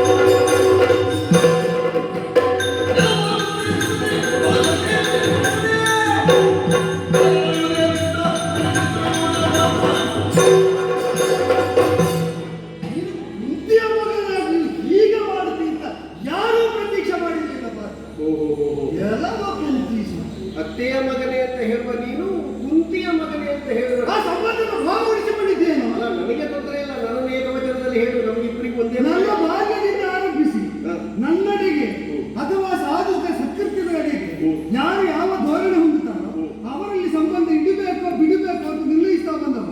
ಕಂಸನಿಂದ ತೊಡಗಿ ಪಾರ್ಥನ ತನಕ ಒಂದೇ ನೀವು. ನನ್ನ ಅಮ್ಮ ಏನು ಮಾಡಿದ್ದಾರೆ ನಿನಗೆ? ನಿನ್ನ ಅಮ್ಮನನ್ನು ನಿಂದಿಸಲಿಲ್ಲ. ಅಮ್ಮನಿಗೆ ಬೈದದ್ದಲ್ಲ, ನೀನು ಹಾಗೆ ಭಾವಿಸಿದ್ರೆ ನನ್ನ ಆಕ್ಷೇಪ ಇಲ್ಲ. ಕುಂತಿಯ ಮಗ ಅಂದ್ರೆ ಮಗನಿಗೆ ಬೈದು. ಈಗ ನೀನು ಹೇಳ್ತಾ ಬರಲಿಲ್ಲ, ನಿನಗೆ ಎಲ್ಲ ಅರ್ಥ ಕುಂತಿಯ ಮಗ ನಿನ್ನ ಬಾಲ್ಯದ ಆರೋಗ್ಯ ಸೂತರ ಪುತ್ರ ಸೂತ ಮಗ ಅಂತ ಕರ್ಣನನ್ನು ನಿಂದಿಸ್ತಾ ಬಂದೆ. ನಿನಗೆ ಸೂತ ಏನ್ ಮಾಡಿದ್ದಾನೆ? ನೀನು ಯಾರನ್ನು ಬೈದದ್ದು? ಸೂತನ ಮಗನನ್ನಲ್ಲೋ. ನಾನು ಇಲ್ಲಿ ಬೈದದ್ದು ಕುಂತಿಯ ಮಗನನ್ನು, ಕುಂತಿಯನ್ನಲ್ಲ. ಕರ್ಣನ ತಂದೆ ನನ್ನ ಸಂಬಂಧದವಲ್ಲ, ನಿನಗೆ ನನ್ನ ತಾಯಿ ಅತ್ತೆ. ಅದು ಹೌದು ಅತ್ತೆಯ ಮಗನೇ. ನನ್ನನ್ನು ಸ್ವಯಂ ನಿನಗೆ ಬೈಯಬೇಕಿದ್ರೆ ಅರ್ಜುನ ಏನಲ್ಲ. ನೀನು ಬಾಕಿದ್ದವರಿಗೆ ಬಗ್ಗೆ ಹೇಳುವುದು ಮೊದಲು ನಿನ್ನ ಸ್ವಯದಲ್ಲಿ ಇರಬೇಕು. ಸ್ವಯ ತಪ್ಪಿ ವಿವರಿಸಿ ಮಾಡಬಾರದನ್ನು ಮಾಡಿ ಭಾವ ಅದರಿಂದ ಸಲುಗೆಯಿಂದ ಮಾಡಿದ್ದು ತಕ್ಕಂತೆ ಅದನ್ನು ಎಂತದ್ದು ಮಾಡಿದ್ದು ಈಗ ಮಾಡಿದ್ದು ಆಗ್ತಾ ಇರುವುದು ಯಾರ ಕೃತ್ಯ? ನಿನ್ನ ಕೃತ್ಯದ ಪರಿಣಾಮ ಏನು? ಬಲು ಸಲುಗೆಯಿಂದ ಏನು ಮಾಡಿದರೂ ಕೃಷ್ಣ ಒಪ್ಪಿ ಅನುಸರಿಸ್ತಾನೆ ಬಿಟ್ಟೆ ವಿರೋಧಿಸುವುದಿಲ್ಲ ಅಂತ ತಲೆಗೆ ಪಿತ್ತಾಡರಿಸಿಕೊಂಡದ್ದು ಹೌದಾದರೆ ಅದನ್ನು ಧರಾತಲಕ್ಕೆ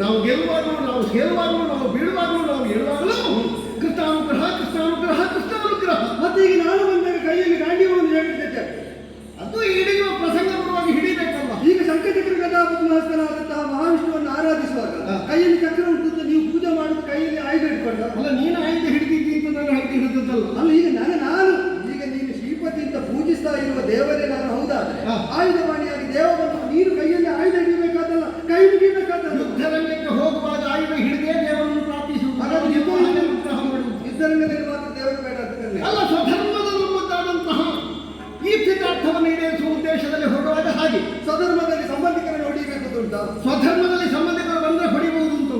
ಸ್ವಧರ್ಮದಲ್ಲಿ ಸಂಬಂಧಿಕರು ಬಂದಂತರ ಸಂಬಂಧಿಕರು ವಿರೋಧಿಗಳಾಗಿ ಬರುವಂತೆ ಅಧರ್ಮವನ್ನು ನೀವು ಮಾಡಿದರೆ ಏನಿಲ್ಲ. ಮತ್ತೆ ಆನುಷಂಗಿಕವಾಗಿ ಕೆಲವು ಪ್ರಕ್ರಿಯೆಗಳು ನಡೆದು ಹೋಗ್ತದೆ. ಏನು ಆನುಷಂಗಿಕ ಅದನ್ನು ದೇವರಾದಂತಹ ನೀನು ಆಲೋಚನೆ ಮಾಡಬೇಕಿತ್ತು. ಆದರೆ ನೀನು ಅದನ್ನು ಆಲೋಚನೆ ಮಾಡಲಿಲ್ಲ. ಯಾಕೆ ಸ್ವಭಾವ ನಿನಗೆ ಗೋಪರ ಸ್ವಭಾವ. ನೀನು ಬೆಣ್ಣೆ ತಿನ್ನುವುದು ಯಾರದ್ದೋ ಮುಸುಡಿಗೆ ಹಚ್ಚುವುದು. ಆ ಬೆಣ್ಣೆಯ ಮನೆಯವರು ಬರುವಾಗ ಪಾಪ ಯಾರ ಮುಖದಲ್ಲಿ ಉಂಟು ಅವನಿಗೆ ನಾಲ್ಕು ಕೊಡ್ತಾರೆ. ಇದೀಗ ನಿನ್ನೆ ಆಗುತ್ತೆ. ನಿನ್ನ ಬದುಕಿನಲ್ಲಿ ನೀನು ಮಾಡಿದ ತಪ್ಪನ್ನು ಯಾರ್ಯಾರ ಕುತ್ತಿಗೆ ಕಟ್ಟಿ ಅವನಿಗೆ ಕಟ್ಟಿಕೊಡ್ತಾರೆ. ಇದೀಗ ನಾನು ನಿನ್ನೆ ಮಾಡಿದ ಕೃತ್ಯ 7 ದಿವಸಕ್ಕಿಂತ 7 ದಿವಸಕ್ಕಿಂತ ಹಿಂದೆ ಮಾಡಿದ್ದು. 7 ದಿವಸದ ಹಿಂದಿನ ತನಕ ಇದನ್ನೇ ಮಾಡ್ತಾ ಇದ್ದೆ. ನನಗೆ ಬಾಬಾ ದೇವತೆ ನಮಸ್ಕಾರ ಮಾಡಿದ್ದೇನೆ ಮಾಡಿದ್ದಕ್ಕೆ ಈ ಒಬ್ಬರು ಜಾತಿ ಸ್ವಭಾವ ಹೊಂದಿ ತಪ್ಪನ್ನೇ ಮಾಡ್ತಾ ತಪ್ಪಿನ ಹೊಣೆಯನ್ನು ಅಣ್ಣನಿಗೆ ಹೊರಿಸ್ತಾ ಬಂದ ನನ್ನನ್ನು ದೇವ ದೇವ ದೇವ ಅಂತ ಹೇಳಿದ್ದೆ. ನಮಗೆ ಸ್ವಯಂ ಬರಲಿಲ್ಲ. ನೀನು ಮಾಡಿದ ಯಾವುದೇ ಉಪದ್ರ ಇದ್ದರೂ ನಮಗೆ ಸ್ವಂತ ಬಾಧೆ ಕೊಡು. ನಮಗೆ ಬಾಧೆ ಕೊಡುವುದಿಲ್ಲ. ನನಗೆ ಕೆಟ್ಟವರು ಒಳ್ಳೆಯವರು ಅದು ಹಾಗೆ ಭಾವ. ಹಾಗೆ ಈಗ ನನ್ನ ಧರ್ಮವನ್ನು ಸಲಹುವಲ್ಲಿ ನಿನ್ನ ಅನವರತವೂ ಕೃಪಾ ಕಟಾಕ್ಷ ಇದೆ ಅಂತ ಎನಿಸಿದ ನನಗೆ ಪ್ರಪಂಚದಲ್ಲಿ ನೇರವಾಗಿ ಉಸಿರಾಡುವುದಕ್ಕೆ ನೀನು ಬಿಡುವುದಿಲ್ಲ ಅಂತಾದ್ರೆ ನನ್ನ ಧರ್ಮದ ರಕ್ಷಣೆ ನಾನು ಮಾಡಬೇಕು ಬೇಡ. ನೀನೊಂದು ಮಾತು ಕೇಳ್ತೇನೆ. ನಿನಗೆಲ್ಲ ಕೊಲ್ಲಲಿಕ್ಕೆ 8 ದಿವಸ ಬೇಕು. ನಾನು 8 ದಿವಸದಲ್ಲಿ ಕೊಲ್ತೇನೆ. 8 ದಿವಸದಲ್ಲಿ ಕೊಲ್ತೀನಿ. ಈಗ ಅದೇ ಹೌದಾದ್ರೆ ಪ್ರಶ್ನೆ ಅದು ಪರಿಷ್ಕರಿಸಿ. ನೀನು 8ನೇ ಗರ್ಭದಲ್ಲಿ ಯಾಕೆ ಹುಟ್ಟಿದ್ದೆ, 1ನೇ ಗರ್ಭದಲ್ಲಿ ಹುಟ್ಟಿದ್ದೆ, ಹುಟ್ಟಿಲ್ಲ ಯಾಕೆ ಅಂತ ಪ್ರಶ್ನೆ ಕೇಳುವುದಿಲ್ಲ. ಹಾಗೆಲ್ಲ ಅಪ್ರಸ್ತುತವಾದದ್ದನ್ನು ಕೇಳಿದ್ರೆ ಸಂಬಂಧಿಸಿದ್ದನ್ನೇ ಕೇಳಿದ್ರು. ನಾನು ದೇವಲೋಕದ ಕುದುರೆಯೇ ಹೌದಾದ್ರೆ ದೇವಲೋಕದ ಅವರೇ ದೇವರು ನಿನಗೆ ಎಲ್ಲದಕ್ಕೂ 3 ಅಂತ ಲೆಕ್ಕ ಇದ್ದಾಗ ನನಗೆ ಎಲ್ಲದಕ್ಕೂ 8 ಆಯ್ತು. ನೀನು 8 ದಿವಸದಲ್ಲಿ ಹೌದು. ಈಗ 8ನೇ ದಿವಸ ಎಲ್ಲವನ್ನು 8 ಆಗಿ ನಾನು ನಿನ್ನ ಅಂತ್ಯಜಲಕ್ಕೆ ಬೆವರು ಬಿತ್ತು ಅಂತ ಹೇಳಿದೆಯಲ್ಲ. ಹೌದು. ದೇವಮಾನ ಪ್ರಕಾರ ದೇವತೆಗಳು ಸಂಚಾರ ಮಾಡುವಂತಹ ಪಥ ಅದು ನಮ್ಮ ಭೂಲೋಕಕ್ಕಿಂತ ಮೇಲಲ್ಲ. ಹೌದು. ಅಲ್ಲಿಂದ ಬಿದ್ದ ಬೆವರೆಲ್ಲ ಬೀಳುವುದಿದ್ರೆ ಬೆವರು ಮಾಡಿದ್ದೆಲ್ಲ ಕೆಳಗೆ ಅಲ್ಲಿಂದ ಬೀಳಿದ್ದಲ್ಲ. ಮತ್ತೆ ಆನುಷಮಾನದಲ್ಲಿ ಪಕ್ಷಿಯಾನದಲ್ಲಿ ಬಂದು ಹಯವನ್ನು ಓಡಿಸಿದ್ದರಿಂದ ಬಿದ್ದದ್ದು. ಮಾರ್ಗ ಬಿಟ್ಟವರಿಗೆ ಮಾರ್ಗ ತಪ್ಪಿದವರಿಗೆ ನಾ ದಂಡಿಸ್ತೇನೆ ಎಂದದ್ದು. ಮಾರ್ಗದಲ್ಲಿದ್ದವರಿಗೆಲ್ಲ. ಈಗ ಪ್ರಾಣಿಶಾಸ್ತ್ರ ಪ್ರಕಾರವಾಗಿ ನಾವು ಹೇಳುವುದಿದ್ರೆ ಕುದುರೆ ಬೆವರ್ತದೆ ಅಂತ ಹೇಳುವವನು ತನಗೆ ತಣ್ಣೀರು ಹಾಕಿಬಿಡುವ. ಅಲ್ಲ ಅದಿರ್ಲಿ. ಕುದುರೆ ಬೆವರ್ತಲ್ಲ. ಕುದುರೆ ಒಂದು ಪ್ರಾಣಿ ಬೆವರುವ ಕ್ರಮ ಉಂಟು. ನಿನ್ನಲ್ಲೇ ಕೇಳ್ತೇನೆ. ಈಗ ನಿಮ್ಮಲ್ಲಿ ಹುಟ್ಟು ಕೆಲವಾಗಿದೆ. ಹೌದು. ಯಾವ್ಯಾವ್ದ್ರಿಂದ ಹುಟ್ಟಿದ್ದಾರೆ? ದೇವರಿಂದ ದೇವತೆಗಳಿಂದ ಎಲ್ಲ ದ್ರೋಣದಿಂದ ಯಾವ್ದಾದ್ರು ಹುಟ್ಟಿದ? ದ್ರೋಣದಲ್ಲಿ ಹಾಕಿಟ್ಟು ಹುಟ್ಟಿದ.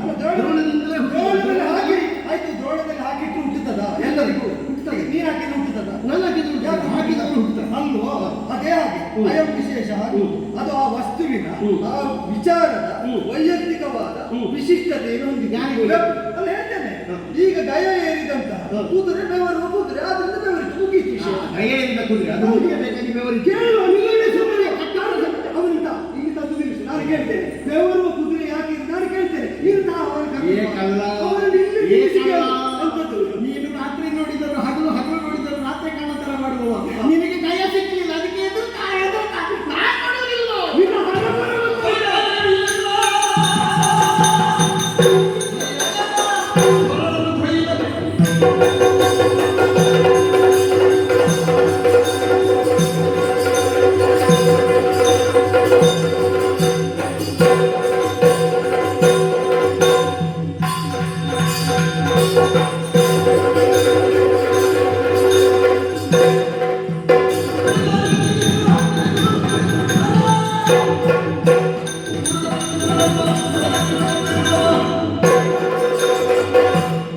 ಅದರಲ್ಲಿ ಯಾರು ಫಲಯಾದಂತ ಅರಿಯದಂತಹ ಹೊರಳು ಕೊಯ್ಯುವ ಕುಟಾರಪ್ರಾಯನಾದಂತಹ ಅಧಮ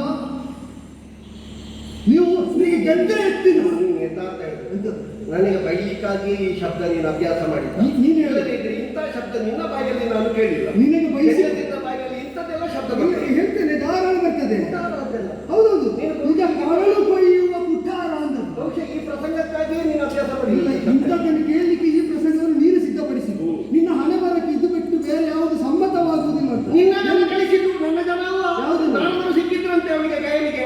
ನೀನು ಹೋಗು ಕನ್ಯಕಾಮರಕ್ಕೆ ಭರ್ತನಲ್ಲಿ ಹೇಳು, ಅಡ್ಡ ಬಿದ್ದ ಮೇಲೆ ಹೇಳು. ನಾರದ್ರು ಹೇಳಿದ ನಿನ್ನೆ ಜನ. ನಾರದ್ರು ಹೇಳಿದ್ಯಾರಲ್ಲಿ ಅವರಲ್ಲಿ ಅವರಲ್ಲಿ ಅವ ಏನು ಮಾಡಬೇಕು ಅಂತ ಹೇಳಿದ್ರು ನೀನೇನು ಮಾಡಬೇಕು ಅಂತ ನಾರದ್ರು ಹೇಳಿದ್ರು ಅದು ಯಾರ ಬುದ್ಧಿಯಿಂದ ಮಾಡಿದ್ದು ನನ್ನ ಬಿದ್ದು ನಿನ್ನ ಬುದ್ಧಿಯಿಂದ ನೀನು ಮಾಡಿದ್ದಕ್ಕೆ ನಾರದರ ತಲೆಗೆ ಕಟ್ಟಬೇಡ ಅಲ್ಲಿ ಮೊದಲೇ ಶಿಕ್ಷೆ ಉಂಟು ಆದ್ದರಿಂದ ಅವನಿಗೆ ಏನು ಮಾಡಬೇಕು ಅಂತ ಹೇಳಿ ನಾರದರು ಅನೇಕ ದುರುಳರಿಗೆ ದುರ್ಜನರಿಗೆ ದುರ್ಮಾನಸರಿಗೆ ಅಕೃತ್ಯವನ್ನು ಮಾಡುವುದಕ್ಕೆ ಪ್ರಚೋದನೆ ಕೊಟ್ಟಾಗ ಸಾಧು ಸಜ್ಜನರಾದವರು ನಾರದರು ಹೇಳಿದ್ದಾರೆ ಅಂತ ಅದಕ್ಕೆ ಸಮ್ಮತಿ ಕೊಟ್ಟರೆ ದುರುಳನ ಸಾಲಿನಲ್ಲಿ ಇವರು ಸೇರಿ ಹೋಗ್ತಾರೆ. ಆಯ್ತು, ನಾರದರು ಹಾಗೆ ಮಾಡ್ತಾರೆ. ಹೌದು. ಪಾರ್ವತಿ ದೇವಿ ಏನ್ ಮಾಡಿದ್ರು ಪಾರ್ವತಿ ಹೇಳಿದಂತೆ ಕೆಳಗೆ ಹೋಗು, ನಾರದರು ಸಿಗ್ತಾರೆ, ಮತ್ತೊಬ್ಬರು ಹೇಳಿದ ಹಾಗೆ ಮಾಡುವುದು.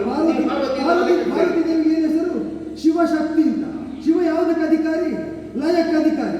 ಯಾವುದು ಲಯ ಆಗಬೇಕು ಅಲ್ಲಿಗೆ ಹೋಗಿ ಇವ ಸೇರಿದ್ರೆ ಎಲ್ಲ ಒಟ್ಟಿಗೆ ಲಯ ಆಗ್ತದೆ ಅಂತ ಕಳಿಸಿಕೊಟ್ಟದ್ದು. ನಿನ್ನನ್ನು ಗಾಯನ ಜೊತೆಯಲ್ಲಿ ತಲೆ ಕಡಿಯುವುದಕ್ಕಾಗಿ ಕಳಿಸಿಕೊಟ್ಟದ್ದು.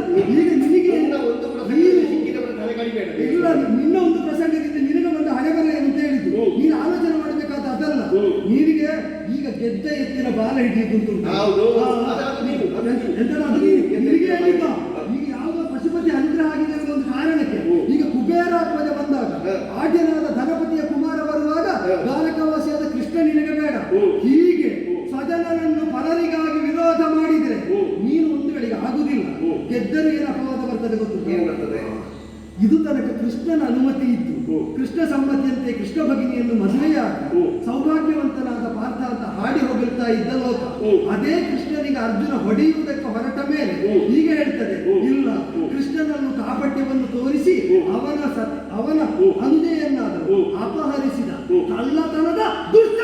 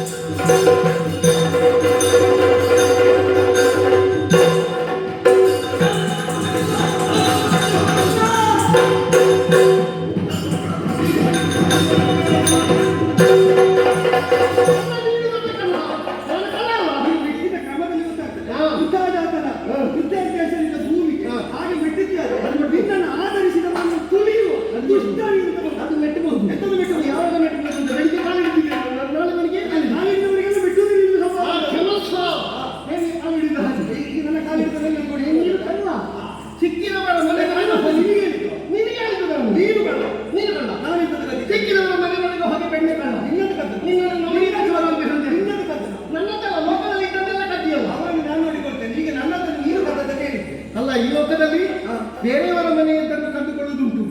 ಇವನ ಮನೆಯಿಂದಲೇ ಕದ್ದ. ಇವನ ತಂಗಿಯನ್ನು ಅವರೇ ಯಾವುದನ್ನಾದ್ರೂ ಪಡೆದ್ರೆ ಅದಕ್ಕೆ ಕಳ್ಳತನ ಅಂತ ಹೇಳುವವರಿಗೆ ಬುದ್ಧಿ ಸರಿಯಿಲ್ಲ ಅಂತ ಅರ್ಥ. ನಾನು ಕದೀಲಿಕ್ಕೆ ಬಾರದಿದ್ರೆ ಇವತ್ತು ಯಾಕೆ ಕೃಷ್ಣ ಕದೀಲಿಲ್ಲ ಅಂತ ಹುಡುಕುವವರ ಮನೆಯಿಂದ ನಾನು ಹೆಕ್ಕಿ ತೆಗೆದದ್ದು ತಿಂದದ್ದು. ಆದರೆ ನಿನಗೇನು ನಷ್ಟ? ಅನ್ಯಕ್ಷೇತ್ರದಲ್ಲಿ ಮಾಡಿದಂತಹ ಪಾಪ ಪುಣ್ಯಕ್ಷೇತ್ರದಲ್ಲೇ ಹೋಗ್ತದೆ. ಪುಣ್ಯಕ್ಷೇತ್ರದಲ್ಲಿ ಮಾಡಿದ ಪಾಪ ವಜ್ರಲೇಪದಂತೆ ಭವಿಷ್ಯದಲ್ಲಿ ಕಾಣ್ತದೆ. ಪುಣ್ಯಾಪಾತ ಮಾಡಿದವರಿಗೆ ದ್ರೋಹ ನಿನ್ನ ಬದುಕಿನ ಭವಿಷ್ಯವನ್ನು ಬದಲಾಯಿಸ್ತದೆ. ದೇವಸ್ಥಾನದಿಂದ ಕದ್ದವ ನೀವು. ಯಾರಾದರೂ ಮರ್ಯಾದೆಯ ಮನೆಯವರು ಎಲ್ಲಾದ್ರೂ ಹುಡುಗಿಯರನ್ನು ದೇವಸ್ಥಾನಕ್ಕೆ ಕಳಿಸಿ ರುಕ್ಮಿಣಿ ದೇವಿಯನ್ನು ದೇವಸ್ಥಾನದಿಂದ ಏನೇನು ಕಲಿಬೇಕು ಅಂತ ದೇವರ ಅನುಗ್ರಹವನ್ನು ಕಲಿಬೇಕು. ನಾವು ದೇವತೆಗಳು ನಿರ್ಣಯಿಸಿದ ಕಲ್ಯಾಣವನ್ನು ದೇವಸ್ಥಾನದಲ್ಲಿ ಆದದ್ದರಿಂದ ದೇವರ ಅನುಗ್ರಹವನ್ನು ಸಂಪಾದಿಸುವುದಕ್ಕೆ ದೇವಸ್ಥಾನಕ್ಕೆ ಹೋಗಿ ದೇವತಾ ಸದಸ್ಯರಾದ ರುಕ್ಮಿಣಿ ದೇವಿಗೆ ಕೈ ಹಿಡಿದದ್ದು, ಹೆಣ್ಣೆ ಹೆಂಡಿನ ಕೈ ಹಿಡಿದದ್ದು. ಯಾವ ಪ್ರಸಂಗ ಬಂದರೂ ಇವರ ನಾಲಿಗೆ ಇಲ್ಲಿ ಅದು ತಿರುಗ್ತದೆ. ಎಲ್ಲ ಪ್ರಸಂಗಕ್ಕೂ ಇವರದ್ದೇ ವ್ಯಾಖ್ಯಾನ. ಅದನ್ನೇ ಅಂತ ನನ್ನಲ್ಲಿ ನೀನು ಆಡಿದ ಮಾತು ಉಳಿಸಿಕೊಳ್ತೇನೆ.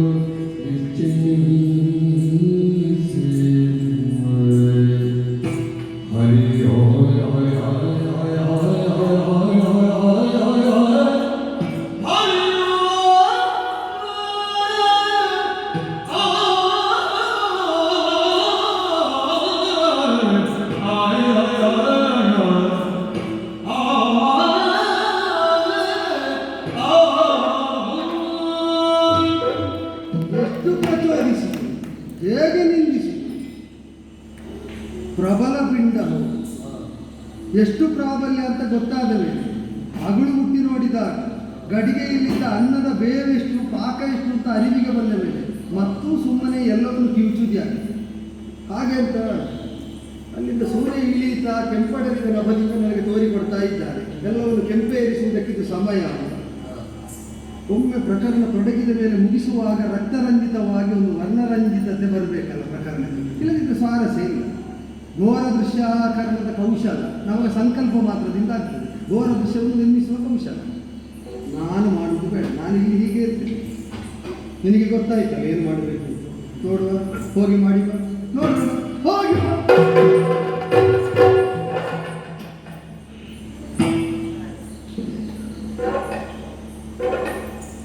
ಕೆಲವು ಪ್ರಸಂಗ ಮಾಡ್ತಾರೆ, ತುದಿ ಮುಟ್ಟಿಸುವುದಿಲ್ಲ, ಅರ್ಥದಲ್ಲೇ ನಿಲ್ಲಿಸುವುದು ನೋಡಿ. ಅದು ಹಾಗೆ, ಅದು ಒಂದು ಘಟಿಸುತ್ತದೆ. ಇಲ್ಲದಿದ್ದರೆ ತುದಿ ಮುಟ್ಟಿಸಲಿಕ್ಕೆ ಆಗುವುದಿಲ್ಲ. ಅದು ಅದಕ್ಕೆ ಹೇಳುದು ಕ್ಷತ್ರಿಯರು ಅಂತ ಹೇಳಿದ್ರೆ ಅದು ಈ ಗೋವಳರಿಗೆಲ್ಲ ಇದು ಆಗ್ತದೆ. ಆದರೂ ನನಗೆ ಸಂಬಂಧ ಬಿಡ್ಲಿಕ್ಕೆ ಆಗುವುದಿಲ್ಲ ಅಂತ. ಯಾಕಂದ್ರೆ ಎರಡೆರಡು ಸಂಬಂಧ ಉಂಟು ನಮಗೆ. ಒಂದು ಅವನ ತಂಗಿಗೆ ನಾನು ಗಂಡ, ಇನ್ನೊಂದು ಅತ್ತೆ, ಅವನ ಅತ್ತೆಗೆ ನಾನು ಮಗ. ಇನ್ನೊಂದು ಉಂಟು ನಮ್ಮಲ್ಲಿ ಒಂದು ಆತ್ಮೀಯವಾದ ಸಂಬಂಧ. ಅದು ಅವನಿಗೂ ನನಗೂ ಮಾತ್ರ ಗೊತ್ತಿರೋದು, ಅದು ಬೇರೆಯವರಿಗೆಲ್ಲ ಹೇಳಿಕ್ಕಿಲ್ಲ.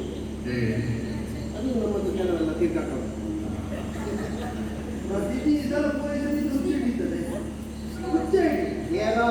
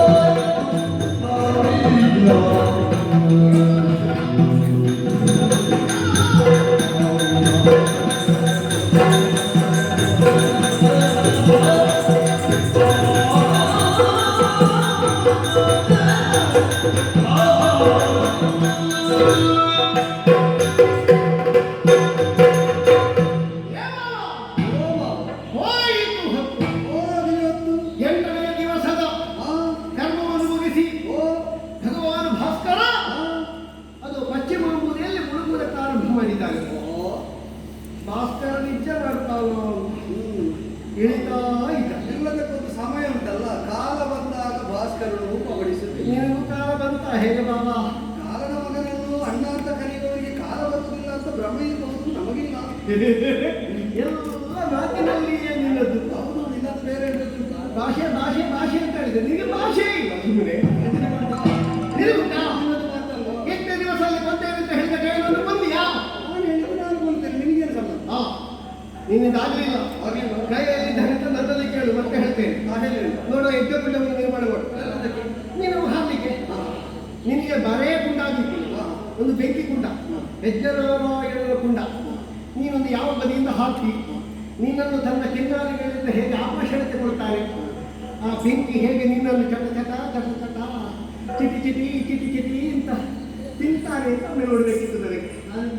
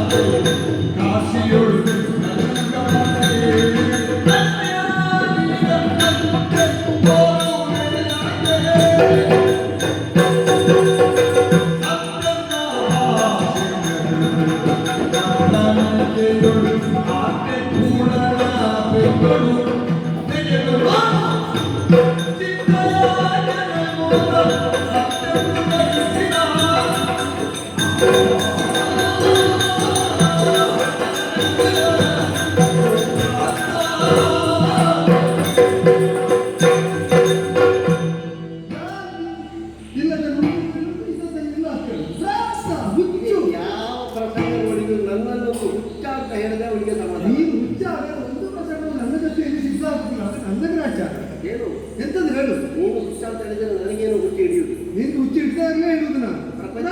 ಪ್ರಪಂಚದಲ್ಲಿ ಹುಚ್ಚರಿಗೆ ಬಾಕಿದ್ದವರು ನಿನ್ನಲ್ಲಿ ಕೇಳ್ತೇನೆ. ಕಲಿಯುಗ ಪ್ರವೇಶವಾಗಿ ಕಲಿಕರ್ಮಶ ಕಾಶಿಯಲ್ಲಿ ಕಾಣಿಸಿದರೆ ಕಾಶಿಯಲ್ಲಿ ವಿಶ್ವನಾಥ ಇದ್ದಾನೆ ಅಂತ ಲೆಕ್ಕವೂ ಇಲ್ಲ ಅಂತ ಹೋಗಿದ್ದಾನೆ ಅಲ್ಲೋ. ಕಾಶಿಯನ್ನು ಬಿಟ್ಟಿರುವುದಕ್ಕುಂಟು ಅವಿಮುಕ್ತ ಕ್ಷೇತ್ರ, ಶಿವನನ್ನು ಬಿಟ್ಟಿರಲಾರದ ಕ್ಷೇತ್ರ ಕಾಶಿ. ಆದ್ದರಿಂದ ಅಲ್ಲಿಗೆ ಕಲಿಯ ಪ್ರವೇಶ ಇಲ್ಲ. ಅಲ್ಲಿಗೆ ಯಾರಾದ್ರೂ ಕಲಿ ಬಂತು ಅಂತ ಎಷ್ಟು ದೊಡ್ಡ ಕಲಿಗಳಾದ ತ್ರಿಲೋಕ ವಿಕ್ರಮಿಗಳೆನಿಸಿದ್ರು, 3 ಲೋಕದ ಗಂಡ ಹೇಳಿದ್ರು. ಅದು ಸತ್ಯ ಆಗಿದ್ದುಂಟ? ಇಲ್ಲ ಇಲ್ಲವ. ಆಡಿದ ಮಾತನ್ನು ನಡೆಸುವುದಕ್ಕಾಗದವನಿಗೆ ಕೃಷ್ಣ ಅಂತ ಹೆಸರುಂಟ. ಇದು ತನಕ ನಾನು ಮಾಡ್ತೇನೆ ಅಂತೇಳಿ ಮಾಡದಿದ್ದದ್ದು ಎಂಥದ್ದು? ಅದು ನೀನು ಮಾಡ್ತೇನೆ ಅಂತ ಹೇಳಿ ಎಷ್ಟೋ ಪ್ರಸಂಗದಲ್ಲಿ ಬೇರೆಯವರಿಗೆ ಮಾಡಿಸಿದ್ದು. ನಾನು ಹೇಗೆ ಮಾಡ್ತೇನೆ ಅಂತ ಹೇಳ್ತೇನೆ ಅಂತ ನನಗೆ ಗೊತ್ತಲ್ಲ. ಈ ಪ್ರಕಾರ ಕಷ್ಟ ಬರ್ತಾನೆ ನೋಡುವ ಕಷ್ಟ ಇಲ್ಲ. ಆದ್ರೆ ಒಂದು ಈಗ ನಿನ್ನ ಕಾರ್ಯಕ್ರಮಕ್ಕೆ ಬರ್ತಾನೆ ಅಂತ ಹೇಳಿ ಬಾರದವರನ್ನು ನೀನು ಬಿಡ್ಲಿಲ್ವಲ್ಲ. ಇದು ತನಕ ನಿಮ್ಮ ಕಾರ್ಯಕ್ರಮದಲ್ಲೆಲ್ಲ ನಾನಿದ್ದೇನಲ್ಲ. ನಾನು ಮನೆಗೆ ಬರುತ್ತಿಲ್ಲ. ಆದ್ದರಿಂದಲೇ ಹೇಳಿದ್ದು ನಾನು. ಈಗ ನಿನ್ನಲ್ಲಿ ಕೇಳುತ್ತಿರೋದು, ನಾನು ಕಳ್ಳ ಅಂತ ಆಡಿ, ನೀವು ಸತ್ಯಾತ್ಮರಲ್ವ, ಧಾರ್ಮಿಕರಲ್ವ, ಕಪಟ ವಿರಹಿತರಲ್ಲ. ಅಲ್ಲ ಹೌದು ಅಂತ ಕೇಳಿದ್ದು. ನೀವು ಅಲ್ಲ ಅಂತ ನಿರ್ಣಯ ಆಗಿದ್ದು ಯಾವಾಗ ಗೊತ್ತುಂಟು? ಕಳ್ಳನಲ್ಲಿ ನೀನು ಕದಿಯುವುದಕ್ಕೆ ಬಯಸಿದ್ದನ್ನು ನಾನು ರಕ್ಷಿಸ್ತೇನೆ ಅಂತ ರಕ್ಷಿಸುವುದಕ್ಕೆ ಹೊರಟ ಹುಂಬ. ನಾನು ಬಯಸಿ ಕೈ ಇಕ್ಕಿದ್ದನ್ನು ಪಡೆಯದೆ ಉಳಿದದ್ದಿಲ್ಲ. ಅದು ಗಯನಾಗಲಿ ಬೆಣ್ಣೆಯಾಗಲಿ, ಬೆಣ್ಣೆಯಿಂದ ಗಯನ ತನಕ ನನಗೆ ವಶವಾಗಿ ಕೆಂಪಾಗಬೇಕಾದ್ದು ಕೆಂಪಾಗಿ ಆಗಿದೆ, ಕಪ್ಪಾಗಬೇಕಾದ್ದು ಕಪ್ಪಾಗುತ್ತಾ ಉಂಟು. ಇವ ಮಾತ್ರ ಕುಣಿತಾ ಇದ್ದಾರೆ ಬಣ್ಣಗೆಟ್ಟವನಂತೆ. ನಿಮಗೆಲ್ಲ ಕೀರ್ತಿಯನ್ನು ಹೊರುವ ಯೋಗ ಇಲ್ಲ, ಅಧಿಕಾರವನ್ನು ಸಂಪಾದಿಸುವ ಯೋಗ ಇಲ್ಲ. ಯಾರ್ಯಾರ ಮಕ್ಕಳನ್ನು ಹೆಣವಾದ ಮೇಲೆ ಕೊಲ್ಲುವ ದುರ್ಯೋಗ. 3 ಲೋಕದ ಗಂಡ ಅಪ್ರಗಂಡ ಸಹಸ್ರಾಕ್ಷರ ಗಂಡ ಅವನಿಗೆ ಕಣ್ಣು ಮುಚ್ಚಬೇಕು. ಅಲ್ಲ, ಇವನ ಮಾತನ್ನು ಪೂರ್ತಿ ಸತ್ಯ ಅಂತ ಬಂದು ಎಷ್ಟು ಜನ ಸತ್ತಿದ್ದಾರೆ ಗೊತ್ತಿಲ್ಲ. ಹಂಸಡಿವಿಕರನ್ನು ನೀವು ಹಾಗೆ ಮಾಡಿದ್ದವರು ಆತ ಅಲ್ಲ. ನಾನು ಹೇಳುದು ಅವರಿಗೆ ವರವೇ ಹಾಗೆ, ಅವರವರೇ ಆತ್ಮಹತ್ಯೆ ಮಾಡಿಕೊಳ್ಬೇಕು ಬಿಟ್ಟರೆ ಅವರು ಸಾಯುವ ಹಾಗಿಲ್ಲ ಅಂತ ಬರ ಅವರಿಗೆ. ಇವೇನು ಮಾಡಿದ? ದೀಪಿಕನ ಎದುರು ಹೇಳಿದ್ದ, ಹಂಸ ಸತ್ತ. ಅವ ಹೆಟ್ಟ, ಅವ ಹೋಗಿ ಬಾವಿಗೆ ಹಾಕಿ. ದೀಪಿಕ ಸತ್ತದನ್ನು ನೋಡಿ ಹಂಸನೂ ಸತ್ತ. ಹಾಗೆ ಇವ ಒಬ್ಬರನ್ನು ಕೊಲ್ಲದೇ ಅವ ಸತ್ತ ಅಂತ ಹೇಳಿ ಮತ್ತೊಬ್ಬರನ್ನು ಸುಮ್ಮನೆ ಒಂದೇ ಕಲ್ಲಿಗೆ 2 ಹಕ್ಕಿ ಬೀಳಿಸೋರಿದ್ದಾರೆ. ಇವ ಕಲ್ಲು ಹೊಡೆಯದೇ ಹಕ್ಕಿ ಬೀಳಿಸ್ತಾರೆ. ರಕ್ತ ರಕ್ತ ರಕ್ತ ರಕ್ತ ರಕ್ತ ರಕ್ತ ರಕ್ತ. ನೀನು ಅದೊಂದು ಉಂಟಲ್ಲ ಅಂದಾಜಿಗೆ ಕಲ್ಲು ಹೊಡೆಯುವುದು. ಇವನಿಗೆ ಇಟ್ಟವರಿಗೆ ಕೈ ಹೇಳಿದ್ದಾರಂತೆ ಗೊತ್ತಿಲ್ಲ. ಹಾಗೆ ಹಾಗೋ ಹೀಗೋ ಅಂತೇಳಿ ನನ್ನ ದಾರಿ ತಪ್ಪಿಸಲಿಕ್ಕೆ ನಾನು ಅವನನ್ನು ಸಾಯಕದ ಬತ್ತಳಿಕೆಯೊಳಗೆ ಇಟ್ಟಿದ್ದೇನೆ, ಅದು ಇವನಿಗೆ ಗೊತ್ತಿಲ್ಲ.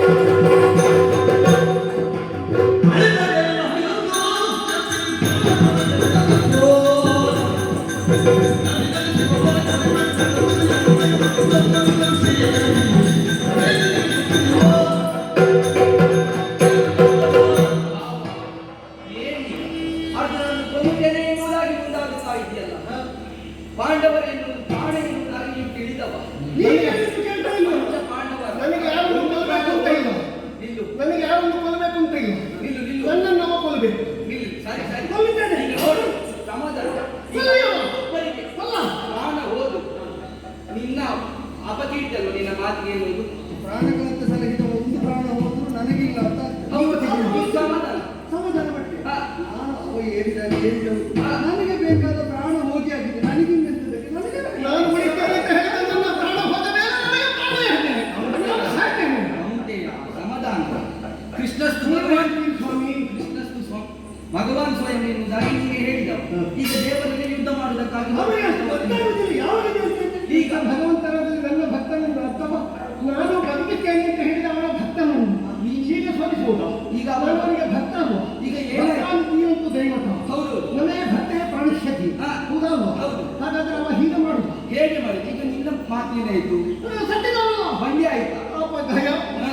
ಅವನ ಕುಟುಂಬವಲ್ಲ ಆದ್ರೆ ಅಂತಾರೆ ಆಳ್ತಾ ಇದ್ದೀಯ. ನನಗೆ ಕುಟುಂಬ ಇಲ್ಲ, ಸರಿ. ನಾನು ವಸುದೈವ ಕುಟುಂಬಿ. ನೀವೆಲ್ಲರೂ ಕುಟುಂಬದವರೇ. ನೋಡು, ನೀನು ಯಾವ ಭಾಷೆಯನ್ನು ಕೊಟ್ಟಿದ್ದೀನಿ? ಗಯನನ್ನು ಬದುಕಿಸದೀರೆ. ಈಗ ಒಳ್ಳೇದಾಯ್ತಲ್ಲ, ಹಾಗಾದ್ರೆ ಸತ್ತದವು. ನೀವು ಎಂತದ್ದು ಮಾತಾಡುತ್ತಾರೆ? ಈಗ ಒಬ್ಬ ನಮ್ಮನ್ನು ಬದುಕಿಸದಿದೆ ಅಂತ ನಾನು ಪ್ರತಿಜ್ಞೆ ಮಾಡಿದವ ಸತ್ತಿದ್ದಾನೆ. ನೀವು ಹೇಳ್ತೀರಿ ಬದುಕಿಸದಿಲ್ಲ. ಬದುಕಬೇಕಾದ್ರೆ ಒಬ್ಬ ಸಾಯ್ಬೇಕಲ್ಲ. ಬದುಕಿಸಬೇಕು ಅದು ಸರಿ ಬದುಕಿಸದಿದೆ ಅಂತ ಭಾಷೆ ಅದಲ್ಲದೆ ಅಲ್ಲ. ನೀವಿಬ್ಬರು ಏನೋ ಬಿಟ್ಟು ಮಾತಾಡಿಕೊಂಡು ಏನಿಲ್ಲ ಅರ್ಜುನ. ಈಗ ನೋಡು, ಗಯನಿಗೆ ನೀನೇನು ಮಾತನ್ನು ಕೊಟ್ಟಿದ್ದೀನಿ? ನೀನು ಉಳಿತೇನೆ ಅಂತ. ನಿನ್ನ ತಲೆಯನ್ನು ಕೊಂಬವನಿಗೆ ನನ್ನ ತಲೆಯನ್ನು ಕೊಡುವೆ, ಇಲ್ಲದಿದ್ದರೆ ಅವನ ತಲೆಯನ್ನು ತೆಗೆಯುವೆ ಎಂದು.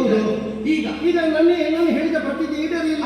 ಸತ್ತಿದ್ದಾರಲ್ಲ. ಆದ್ರೆ ಒಂದು ನಾನು ನಿನಗೆ ಒಂದು ಸಲಹೆಯನ್ನು ಕೊಡ್ತೇನೆ. ಹೇಗೆ? ಈಗ ಕೃಷ್ಣ ತಲೆಯನ್ನು ಉರುಳಿಸಿದ್ದಾನೆ, ಆದ್ರೆ ತಲೆಯನ್ನು ಅವನನ್ನು ಕೊಂದಿದ್ದಾನೆ. ಆ ತಲೆ ಉರುಳಿದಂತಹ ತಲೆಯನ್ನು ಇವ ಕೊಳ್ಳುವುದಿಲ್ಲ, ಅಂದ್ರೆ ತೆಗೆದುಕೊಳ್ಳುವುದು. ತಲೆ ಕೊಂಬೆ ಅಂತ ನಾನು ಕೊಳ್ಳಿಲ್ಲ. ಆದ್ರೆ ತಲೆ ಉಂಟು, ಆ ತಲೆ ತಗೊಳ್ಬಹುದಲ್ಲ. ಜೀವ ಇವರ ತಲೆ ಅಂತದಕ್ಕೆ ನನಗೆ ಪ್ರದರ್ಶನ ಆಗಿದೆ. ನನಗೆ ವೀರಕಂಬ ಮಾಡಲಿಕ್ಕೆ ಉಂಟು. ನಾನು ಮಾತಾಡಿದ್ದನ್ನು ನೀವು ಒಳಾರ್ಥ ತಿಳಿದಿಕೋ ಎಂತದ್ದು? ಬದುಕಿಸಿಕೊಳ್ಬಹುದಲ್ಲ ಎನ್ನುವುದಾಗಿ. ಹೇಗೆ ಬದುಕಿಸುವುದು? ಜೀವ ಹೋಗಿದೆ ಪಾಪ. ಅದೀಗ ಮಾತಾಡಿ ನಾನು ಸರಿ ಮಾಡಿದ್ದೇನೆ. ಕೃಷ್ಣ ನೀನು ಮಾತಾಡಿ ಸರಿ ಮಾಡಲ್ಲ. ಒಂದು ತಲೆ ಕೊಡ್ಬೋದಲ್ಲ. ಅದನ್ನು ತಗೊಂಡು ಹೋಗಿ ನನಗೆ ಮಾತಾಡಿ. ಹಾಗಲ್ಲ. ಹಾಗಾದ್ರೆ ತಲೆ ಕೊಡ್ತೇನೆ. ಒಂದು ನನ್ನ ತಲೆ ಅವನು ತೆಗಿಬೇಕು, ಇನ್ನೊಂದಕ್ಕೆ ಅವನ ತಲೆ ನಾನು ತೆಗಿಬೇಕು. ಸರಿ ಸರಿ. ಈಗ ತಲೆ ತಿನ್ನುವುದು ಬೇಡ. ಈಗ ಇದ್ದ ತಲೆಯನ್ನು ಜೋಡಿಸುವುದಕ್ಕೆ ನೋಡುವ ನಾನು. ಕೃಷ್ಣ ಒಂದು ಬದುಕಿದ ಬದುಕಿ ಹೌದು. ಯಾವುದು? ಅವನನ್ನು ಗೈನನ್ನು ಸತ್ತ ಗೈನನ್ನು ಈಗ ನೀನು ಪ್ರತಿಜ್ಞೆ ಕೊಟ್ಟದ್ದು ಗೈನನ್ನು ಕೊಲ್ತೇನೆ. ಅದಾಗಿ ಈಗ ಬದುಕಿಸುವುದಿಲ್ಲ ಎನ್ನುವುದಾಗಿ ಪ್ರತಿಜ್ಞೆ ಕೊಡಲಿಲ್ಲ. ಅವ ಸಾಯಲಿಕ್ಕೆ ಬಿಡದಂತೆ ಬದುಕಿಸಿಕೊಳ್ಳುತ್ತೇನೆ ಅಂದದ್ದು ಹಾ ಕೊಲ್ಲುತ್ತೇನೆ ಅಂದದ್ದು ನಾನು. ಹೌದು. ಸತ್ತು ಬದುಕಿಸುವ ವೀರಯೋಧವಾಗುತ್ತಾರೆ ಅಂತ ಆದ್ರೆ. ಹಾ ಈಗ ನೀನು ಹಾ ಕಡಿದದ್ದನ್ನು ಜೋಡಿಸಿ ಹಾ ಮಗುವಾಗಿಸಿ ಆಡಿಸಿದವು ಹೌದು. ಗಣಪತಿ ಅಪ್ಪ ಅಲ್ವ? ನಿಜ. ಆದ್ರಿಂದ ಕಡಿದದ್ದನ್ನು ಜೋಡಿಸಿ ನೀನೇ ಕ್ರಮ ಹೇಳಬೇಕು. ಹಾ. ನಿನ್ನ ಸಂಕಲ್ಪ ಹಾಗೆ ಹೌದು ಅಂತ ಆದ್ರೆ ಹಾ. ಅದರಿಂದ ಲಯ ಸರಿ ಆಗ್ತದಲ್ಲ. ಹೌದು. ಇವರಿಗೆ ಏರಿದಲ್ಲಿ ಇಳಿತದಲ್ಲ. ಇಳಿತದೆ. ಕಯಕುಮಾರ ಹೇಳು ಹೇಳು.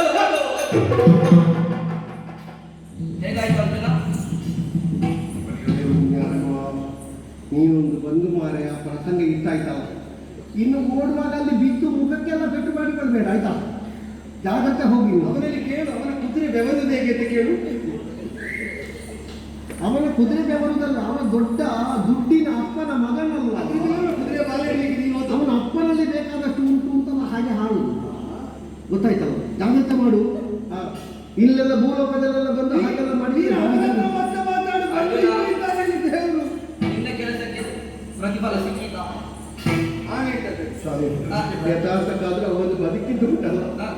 ನನ್ನ ಜನ್ಮವೇ ಸಾರ್ಥಕ ಪಡೆಯಿತು. ಸರಿ. ನನಗೆ ಈ ಪ್ರಸಂಗ ಹೇಗೆ ಮುಗೀತದೋ ಅಲ್ಲ, ಹಾ. ಮುಗಿಬೇಕಾದಾಗೆ ಮುಗಿಯಿತು. ಮುಗಿ ಕೆಲವರಿಗೆಲ್ಲ ನಾಳೆ ಬೆಳಿಗ್ಗೆ ಬೇಗ ಏಳುವರೆಗೆ ಕಷ್ಟ ಆಗಿತ್ತು. ಎಂಥದ್ದು ಮಾಡಲಿಕ್ಕೆ ಸಾಧ್ಯ ಇಲ್ಲ. ಏನು? ಸರಿ. ಅದು 8ರಲ್ಲಿ ನಿರ್ಣಯಿಸಿದ ಮೇಲೆ ಆ 8ರ ಗಂಟೆಯಲ್ಲಿ ಮುಗಿಬೇಕಾದ ಹಾಗೆ ಮತ್ತೆ ದೇವರೇ ಹಾ. ಒಂದು ಪ್ರಸಂಗವನ್ನು ಹೇಳಿಯುವಾಗ ಹಾ. ಬಹುಶಃ ಅವರ ಸಂಕಲ್ಪ ಇತ್ತು ಇಂತಿಂಥವರೆಲ್ಲ ಬೇಕು ಅಂತ. ಇವನ ಸಂಗ. ಅಂತಂಥವರೇ ಬೇಕು ಅಂತಾದ್ರೆ ಹೊತ್ತು ಹೇಳಿದಷ್ಟು ಸಾಕಾಗ್ತದ? ಹೌದು. ಏನು ಮಾಡೋದು? ಆದ್ರೆ ಆಗಬೇಕಾದ ಆಯ್ತು ಅಂತ ಸಮಾಧಾನ ಪಟ್ಟ ನಾನು. ಆಗುವುದೆಲ್ಲ ಒಳ್ಳೆಯದೇ. ಏನು ಒಳ್ಳೆಯದಾಯ್ತು. ಹಾ. ಶಿವ ಸಂಕಲ್ಪ, ಶಿವನ ಸಂಕಲ್ಪ, ಹೌದು. ಮಂಗಲಮಯವಾದ ಸಂಕಲ್ಪ. ಹಾ.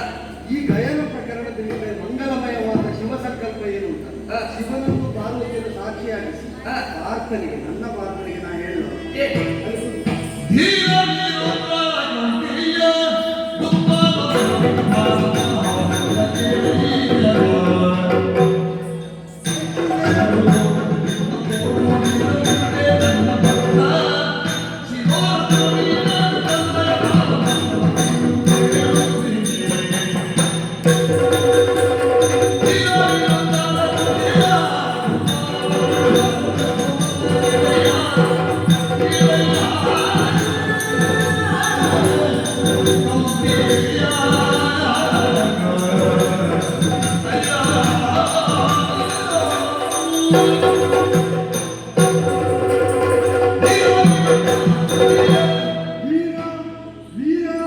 ವೀರವೀರನ್ನೇ ಉದ್ಧರಿಸುವಂತಹ ಕೌಂತೆಯ ಮೆಚ್ಚಿದೆ ಮೆಚ್ಚಿದೆ ಮೆಚ್ಚಿದೆ. ನಮ್ಮಣ್ಣ ಹೇಳಿದ್ದ, ಏನು? ಕೊಟ್ಟ ಮಾತನ್ನು ಬಿಟ್ರೆ ನಿನ್ನನ್ನು ಮೆಚ್ಚುವುದಿಲ್ಲ ದೇವರು.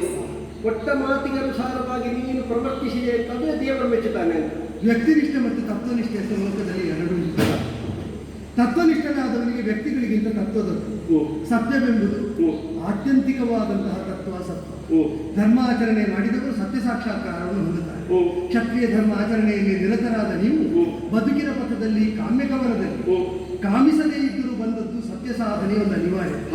ಆ ಸತ್ಯವನ್ನು ಸಾಧಿಸಿಯೇ ಸಿದ್ಧ. ಸತ್ಯಕ್ಕಿಂತ ಯಾರೂ ದೊಡ್ಡದಲ್ಲ, ಯಾವುದೂ ದೊಡ್ಡದಲ್ಲ. ಮೆಚ್ಚಿಕೊಂಡಂತಹ ದೈವವಾದರೂ ಎದುರಾದ ಕಾಲದಲ್ಲಿ ಮಡಿಯುವುದಕ್ಕೆ ಹೊರಡಬೇಕಂತಾದ್ರೆ ಅಸಾಮಾನ್ಯ ದೃಢತೆ ಬೇಕು. ಕ್ಷಾತ್ರ ಅಂದರೆ ಉಳಿದವರಿಗೆ ಕ್ಷತಿಯಾಗದಂತೆ ರಕ್ಷಿಸುವುದು ಮಾತ್ರ, ತನ್ನ ವ್ಯಕ್ತಿತ್ವದಲ್ಲಿ ಕ್ಷತಿ ಬಾರದಂತೆ ರಕ್ಷಿಸಿಕೊಳ್ಳುವುದು. ಮೊನ್ನೆ ನಮ್ಮ ಅಣ್ಣ ಸತ್ತ 4 ಮಂದಿ ನಮ್ಮನ್ನು ಬದುಕಿಸಿದ್ದು ಯಕ್ಷನಲ್ಲಿ ಸಂವಾದ ಮಾಡಿ ಅವನಿಗೆ ತಮ್ಮನಾಗುವುದಕ್ಕೆ ನೀನು ಯೋಗ್ಯ ಅಂತ ಸತ್ತ ಇವರನ್ನು ಬದುಕಿಸಿಕೊಳ್ಳಲು ನಿರೂಪಿಸಿದ್ಯಲ್ಲಪ್ಪ. ಆದ್ದರಿಂದಲೇ ಸಾಮಾನ್ಯರಿಗೆ ಆಗುವುದಿಲ್ಲ. ಧರ್ಮನಿಷ್ಠರಾದ ಸತ್ಯಾತ್ಮರಾದವರಿಗೆ ಸಾಧ್ಯವಾಗಬಹುದಾದನ್ನು ನೀನು ಮಾಡಿ. ಹಾಗಾದರೆ ಬೆವರದ ಕುದುರೆಯನ್ನು ಬೆವರಿಸಿ ಆ ಬೆವರ ಬಿಂದು ಬಿದ್ದು ಅರ್ಘ್ಯ ಜಲವನ್ನು ಮಲಿನಗೊಳಿಸಿ 8 ದಿವಸದ ಅವಕಾಶ ಕೊಟ್ಟು ಎಲ್ಲಿ ಹೋಗಿ ತಿರುಗಿದ್ರು ನಿನ್ನ ಪಾದಕ್ಕೆ ಒಂದು ಶರಣಾಗತರಾಗುವಂತೆ ಮಾಡಿ ಇಂತಹ ಒಂದು ಸಂದಿಗ್ಧ ವಿಕಲ್ಪವನ್ನು ಕಲ್ಪಿಸಿ ನಿನ್ನ ಸತ್ವವನ್ನು ಪರೀಕ್ಷಿಸಿದ್ದು ಯಾಕೆ ಗೊತ್ತಾ? ಇವತ್ತು ಆತ್ಮೀಯನಾದ ನಾನು ವಿರೋಧಿಯಾದ್ರೆ ನೀನು ಹೇಗೆ ವರ್ತಿಸ್ತಿ ಅಂತ ನೋಡುವುದಕ್ಕೆ. ನಾಳೆ ನಿಮ್ಮ ಪ್ರತಿಜ್ಞಾ ಪೂರಣಕ್ಕೆ ನಿನ್ನ ಅಜ್ಜ ಬರ್ತಾರೆ, ನಿನಗೆ ಕಲಿಸಿದ ಗುರು ಬರ್ತಾರೆ, ನಿನ್ನ ಬಾಂಧವರು ಬರ್ತಾರೆ, ಗೌರವಾದಿಗಳು. ಅವರೆಲ್ಲ ನನ್ನವರೆಂಬ ಭಾವದಿಂದ ನೀನು ದುರ್ಬಲನಾದರೆ ಪ್ರತಿಜ್ಞೆ ಸುಳ್ಳಾದ. ಅವರು ಅಸತ್ಯವಾದಿಗಳು, ಅಧರ್ಮಿಗಳು ಅಂತ ದೃಢವಾಗಿ ಅವರಿಗಾದರೂ ಹೊಡೆಯುವುದಕ್ಕೆ ಹೊರಡಬೇಕು ಅಂತ ಒಂದು ಪರೀಕ್ಷೆ ಬೇಕಿತ್ತು. ದೇವರು ಎದುರಾದಾಗ ಹೊಡೆದ್ರೆ ಮತ್ತೆ ಯಾರು ಬಂದು ಹೊಡೆಯುತ್ತಾರೆ? ನನಗೆ ಸತ್ಯಕ್ಕಾಗಿ ಯಾವಾಗ ಹೊಡೆದು ದೃಢನಾಗಿ ನಿಂತೆ ಇನ್ನು ಸತ್ಯ ವಿರೋಧಿಗಳಾದ ಎಂಥವರನ್ನು ಸಂಬಂಧಿಕರು ನೋಡದೆ ಹೊಡೆದು ಮೂರು ಲೋಕದಲ್ಲಿ ಅಕಳಂಕಿತವಾದ ಕೀರ್ತಿಯನ್ನು ಪಡೆಯಿತಿ ಅಂತ ನನಗೆ ವಿಶ್ವಾಸ ಬಂದಲ್ಲಿಗೆ ಅತ್ಯಂತ ತೃಪ್ತಿಯಾಯಿತು. ವೀರನಾದವರು ಬಾಹುವಿನಲ್ಲಿ ಮಾತ್ರ ವಿಕ್ರಮ ಹೊಂದಿದ್ರೆ ಸಾಕು, ಮನದಲ್ಲಿ ಸ್ಥೈರ್ಯ ಹೊಂದಿರಬೇಕು, ತತ್ವದಲ್ಲಿ ನಿಷ್ಠೆ ಹೊಂದಿರಬೇಕು. ನೀವು ಹೊಂದಿದ ಸ್ಥೈರ್ಯ, ನಿನ್ನಲ್ಲಿರುವ ನಿಷ್ಠೆ, ಅದಕ್ಕೆ ಉಚಿತವಾದ ಎರಕಗೊಂಡ ಪರಾಕ್ರಮ, ಅದು ತ್ರಿನೇತ್ರನನ್ನು ಮೆಚ್ಚಿಸಿ ಇಲ್ಲಿಗೆ ದರದರಕ್ಕೆ ಇಳಿಸಿದೆ ಅಂತ ಆದರೆ ಅದು ಶಿವಸಂಕಲ್ಪ ಆಗ್ತದೆ. ಇದರಿಂದ ಲೋಕಕ್ಕೆ ಸನ್ಮಂಗಲವೇ ಆಗುತ್ತದೆ ಅಂತ ತೆಗೆಯಬಹುದು. ನೋಡಿದ್ದೀರಾ, ಒಂದು ಸ್ವಲ್ಪ ಹೊತ್ತಿನ ಮೊದಲು ಅವ ವಿರೋಧ ಪಕ್ಷದಲ್ಲಿ ಎಷ್ಟು ನನ್ನನ್ನು ವಿರೋಧಿಸಿದ, ಈಗ ನನ್ನ ಮಧ್ಯಕ್ಕೆ ಆಗ್ತಾ ನನಗೆ ನನ್ನದಂತ ಪದ್ಯವೇ ಇಲ್ಲ, ಎಲ್ಲ ನಿನ್ನದೇ. ಅದಕ್ಕೆ ನನಗೆ ಅರ್ಥ ಆಯ್ತದೆ. ದೇವರೇ, ಪರವಾಗಿಲ್ಲ, ಸುಬ್ಬಣ್ಣವನ್ನು ಕರ್ಕೊಂಡು ಹೋಗ್ಬೋದಿತ್ತ? ಸುಬ್ಬಣ್ಣ ಇದ್ದಾನೆ, ನಿಮಗೆ ನೋಡುವಂತಹ ಒಂದು ಆಕಾಂಕ್ಷೆ ಇದ್ರೆ ಹೀಗೆ ಅಲ್ಲಿಗೆ ಬರ್ಬೋದಲ್ಲ. ದೇವ ಸಂಕಲ್ಪ ಸಾಧ್ಯವಾಗುವಲ್ಲಿ ದೇವ ಸೇನಾನಿ ಸಾನ್ನಿಧ್ಯ ಇದ್ದೇ ಇರ್ತದೆ. ಶಿವಾಂತರ್ಗತವಾದಂತಹ ದೇವಸೇನಾನಿ ಗಣಪ್ರಮುಖನಾದ ಗಣಪತಿ ಉಮಾದೇವಿಯ ಸಹಿತವಾಗಿ ನಮಿಸ್ತ ಬದುಕಿನ ದುರದಲ್ಲಿ ನಮಗೆ ಮಾತ್ರ ಅಲ್ಲ ಧಾರ್ಮಿಕರಿಗೆಲ್ಲ ಜಯ ಬರುವುದು, ಮಂಗಳಾಗುವಂತೆ ಒಂದು ಪ್ರಾರ್ಥನೆ ಮಾಡ್ತಾರೆ.